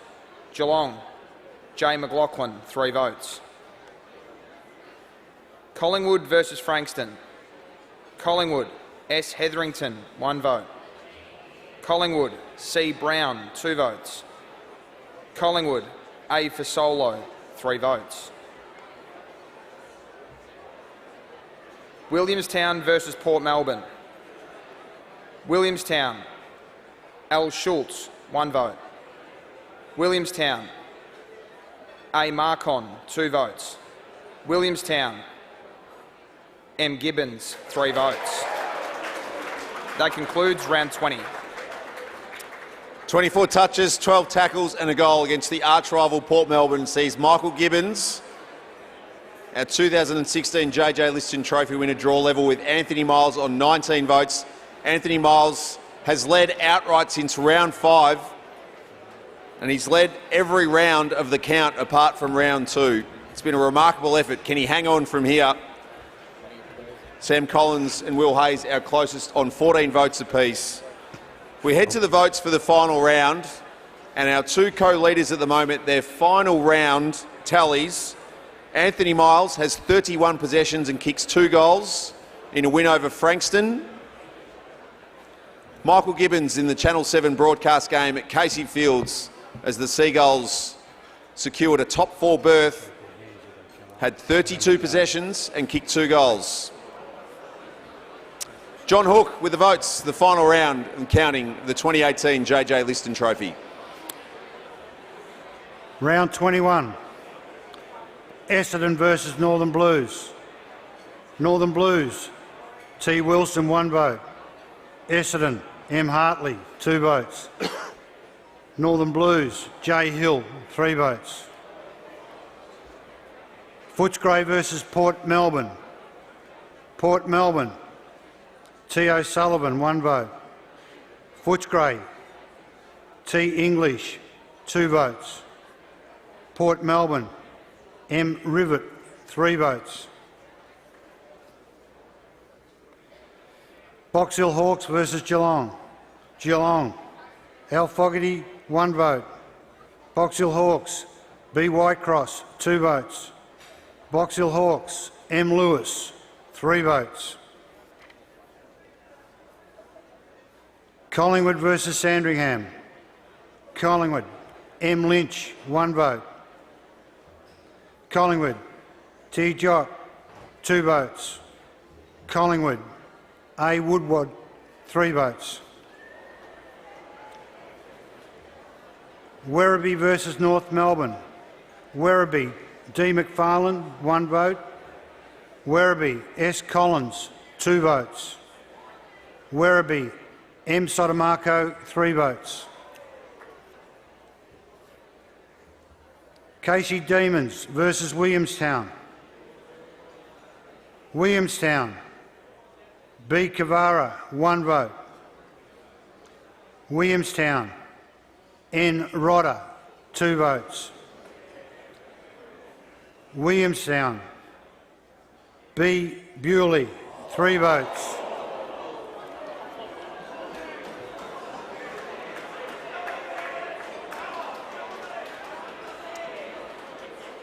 Frankston versus Richmond. Richmond, C. Ellis, 1 vote. Richmond, S. Lloyd, 2 votes.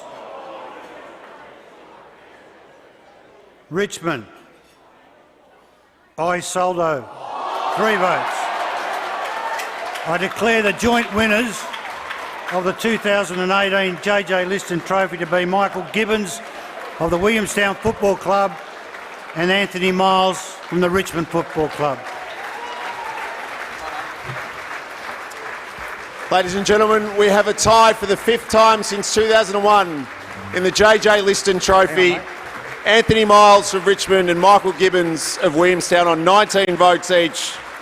The first joint winners of this award since the 3-way tie between Mitch Hallahan, Steve Clifton and Jordan Schroeder back in 2013. And as they make their way to the stage, I'd like to welcome 2017 winner and Anthony Miles' teammate, Jacob Townsend, to the stage to make the presentations to our 2018 dual winners.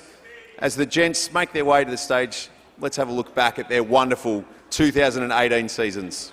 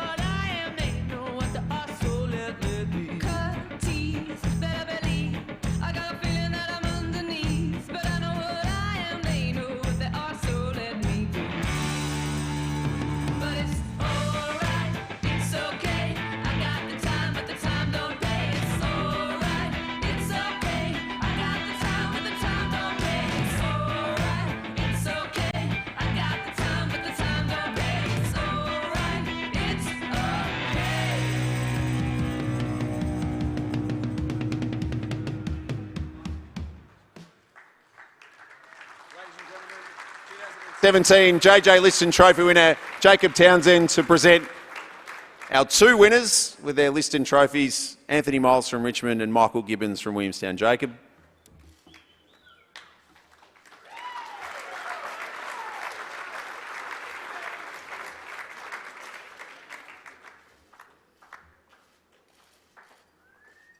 Thank you, Jacob, and all the best with the rehabilitation from the ankle. Before we have a chat to the boys, ladies and gentlemen, Michael Gibbons of Williamstown becomes the 8th multiple winner of the JJ Liston Trophy in its history and the 3rd this decade, emulating the feats of Shane Valenti in 2010 and 11 and Steve Clifton in 2010 and 2013. He polled in 8 games this season, as he did when winning the award back in 2016. He collected 5 best on grounds, one more than he did as runner-up last year. 1 set of 2 votes and 2 sets of 1 votes. He led the VFL in kicks and inside 50s this year And remarkably, from 18 games, he was named in Williamstown's best players on 14 occasions. Deserves a round of applause.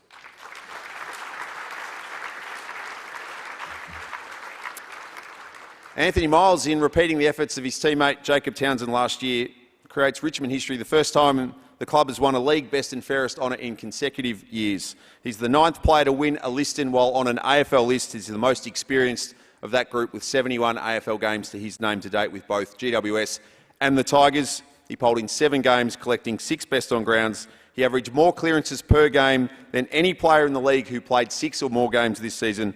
And similarly to Michael Gibbons, he was named in Richmond's best players on 11 occasions. Ladies and gentlemen, our 2018 JJ Liston Trophy winners, Anthony Miles and Michael Gibbons.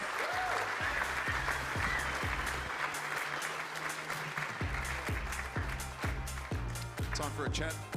Hopefully get these fired up. Come forward, boys. What's in the water in the Riverina? Leighton Witten bloke wins it last year. How long? Coolamon saluting for the second time. Riverina's churning out some decent football stock, Milesy. Yeah, country New South Wales. As you said, very unique. Obviously, all playing junior footy together at some stage. It's quite a unique, scenario. All, winning a Liston medal now. So, what did you think going into round 21, particularly when those numbers were read out?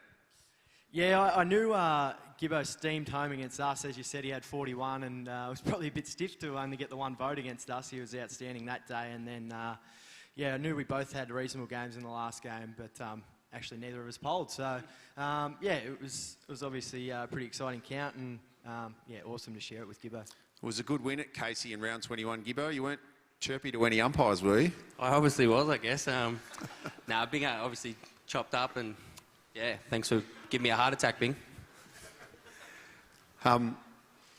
It's been an interesting 24 months for you. You're high up in a couple of Jack Dye medals with the Tigers. You spent more time in the VFL than I'm sure you would have liked over the last couple of years. But the Richmond VFL program, as we spoke about, unfortunately reflecting on last year's grand final, but it's come to life in the last couple of seasons in unison with what the AFL program's done. It must be a great place to be playing your footy. It's a consolation prize of sorts, but it's a great team to be a part of.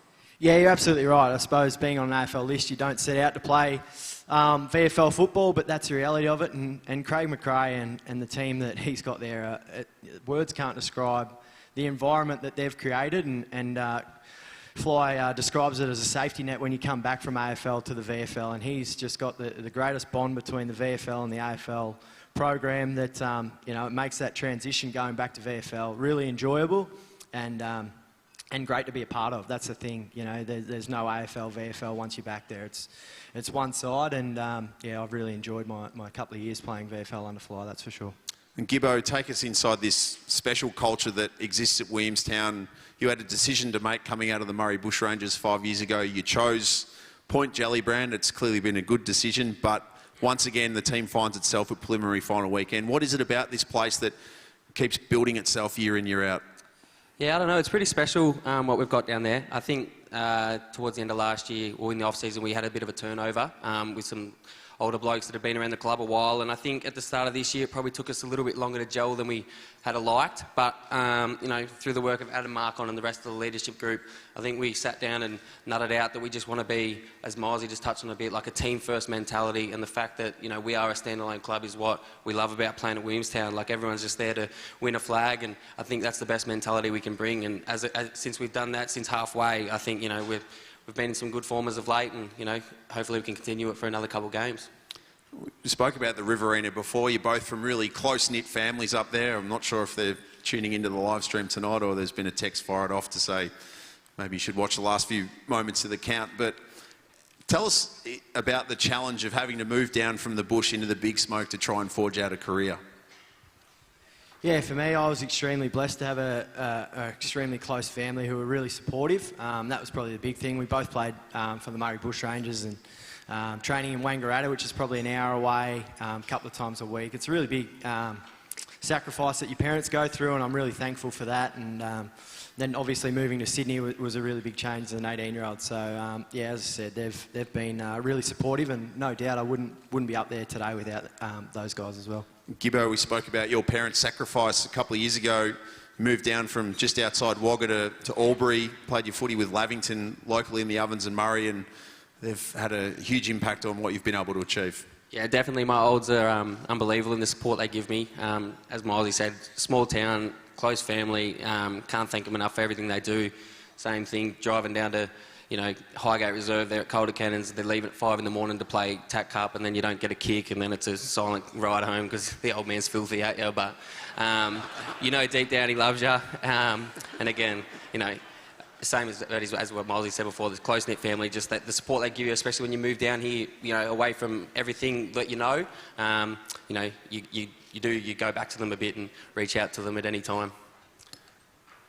You're not probably much of a student of the history of the game. You may not have understood it a couple of years ago winning your first one, but now you stand there with 2 JJ Liston trophies around your neck. Only 8 blokes have done what you've done.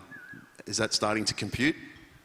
Yeah, I don't know. I guess when you say it like that, it's very humbling, I guess. I never thought coming into the VFL when I missed out on the draft at 18, I just wanted to come down here and play the best footy I could. I've always wanted to just play in winning successful teams, and I think that's why I picked Williamstown. As you said before, it's probably been the best decision I've ever made. And I guess when you put it like that, it is very humbling. But it's not something I set out for at the start. But I guess, as Jess said earlier, when these accolades come, you take them and you take them in your stride, and you be very respectful of what they stand for.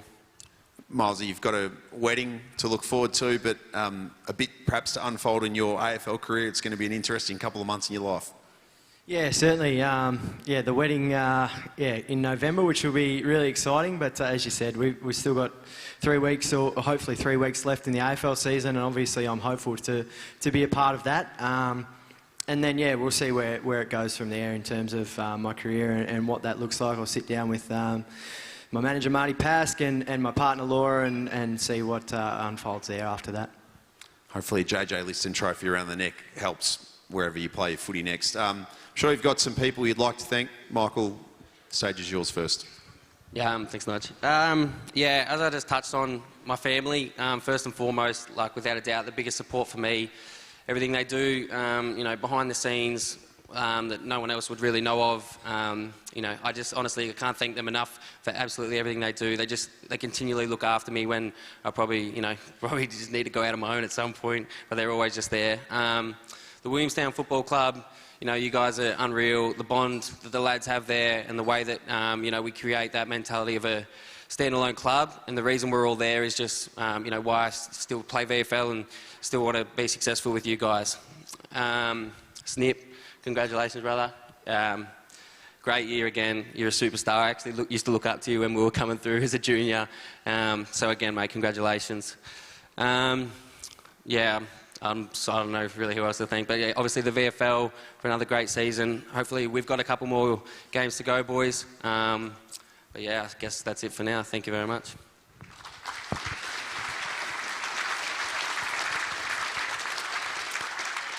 Anthony, I'm sure there's some people you'd like to acknowledge as well. Yeah, thanks, Nige. Jacob Townsend actually forgot to thank his partner Sophie last year, and he's been sleeping outside ever since. So I'll start with that and thank my partner Laura. I said with Fly, it can't put into words the sacrifice that you've made moving down here and what you go through, and all the partners for that matter of fact, and what they go through. With players in the AFL and the VFL system, it's really demanding on you guys, and Laura, I can't thank you enough for your support, so thank you. Gibbo touched on it as well. Thank my family, my 2 brothers, Lance and David, mum and dad, and their partners. Great support, and all my family and friends back home, so thank you to those guys. To the Richmond VFL staff, Craig McRae and your assistant coaches and all the support staff, there's so many great people that make this club so great, and I just can't thank you enough. As I said, the support network that you have for guys coming back from the AFL into the VFL and for the VFL guys is outstanding, particularly Fly and Xavier Clark, the VFL midfield coach, and Andrew McWalter in the past as well. Thank you guys.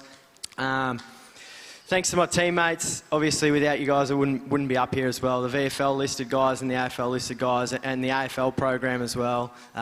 Richmond, over the last couple of years, has been a really special place to be around, and really thankful to have been a part of that and to be a part of that currently. So thanks you guys, and to Gibbo and all the guys in the next couple of weeks, Sam Collins and those guys. I really hope you get a shot at the AFL, because there's no doubting you've done the hard yards and you deserve a go. You're far above the VFL level, and yeah, I hope you get a chance. So thanks to the VFL and all their sponsors as well.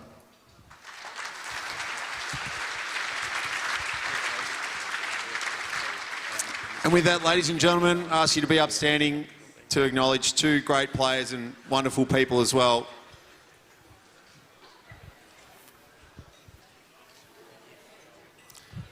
And please raise your glasses as we propose a toast to our 2018 JJ Liston Trophy winners from Richmond, Anthony Miles, and Williamstown, Michael Gibbons.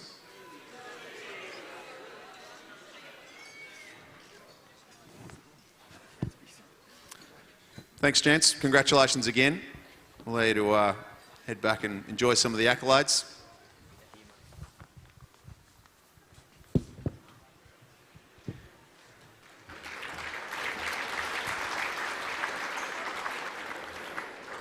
Well, ladies and gentlemen, as we officially close proceedings here tonight, we can confirm to media that there will be a media conference in the foyer area conducted by AFL Victoria Media Manager Anthony Stankitz.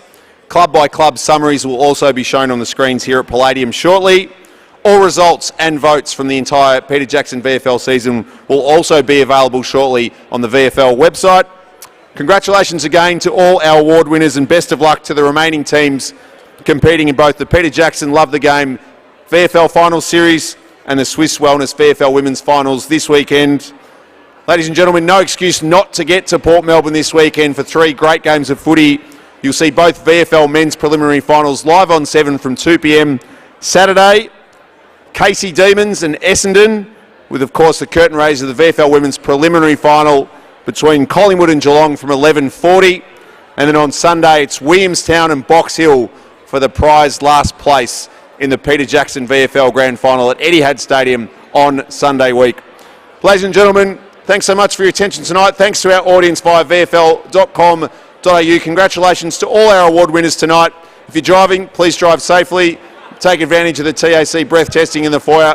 My name's Nigel Carmody. Thanks for your time, and good luck to the teams who are chasing premiership glory this September. Thank you and good night.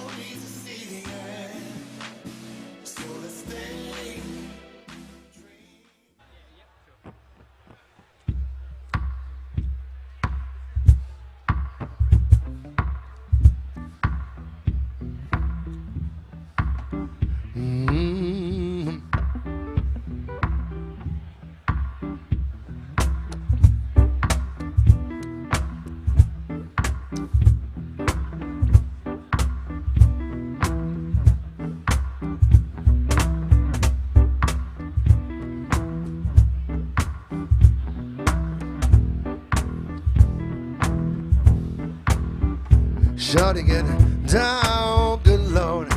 Baby got me going all over town. She really bets don't play around, cover much ground, got game by the pound. Getting paid is a forte, each and every day, to play away.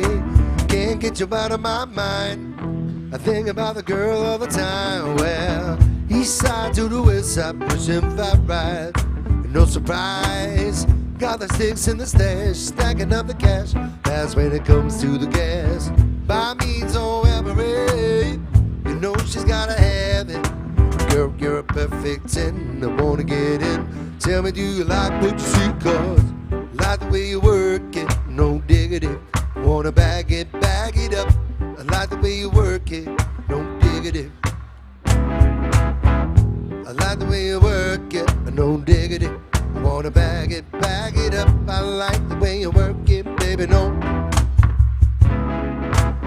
She's got class and style, sweet knowledge by the pound. Baby, never act wild, very low key on the profile. Catching is a no, this is how the story goes.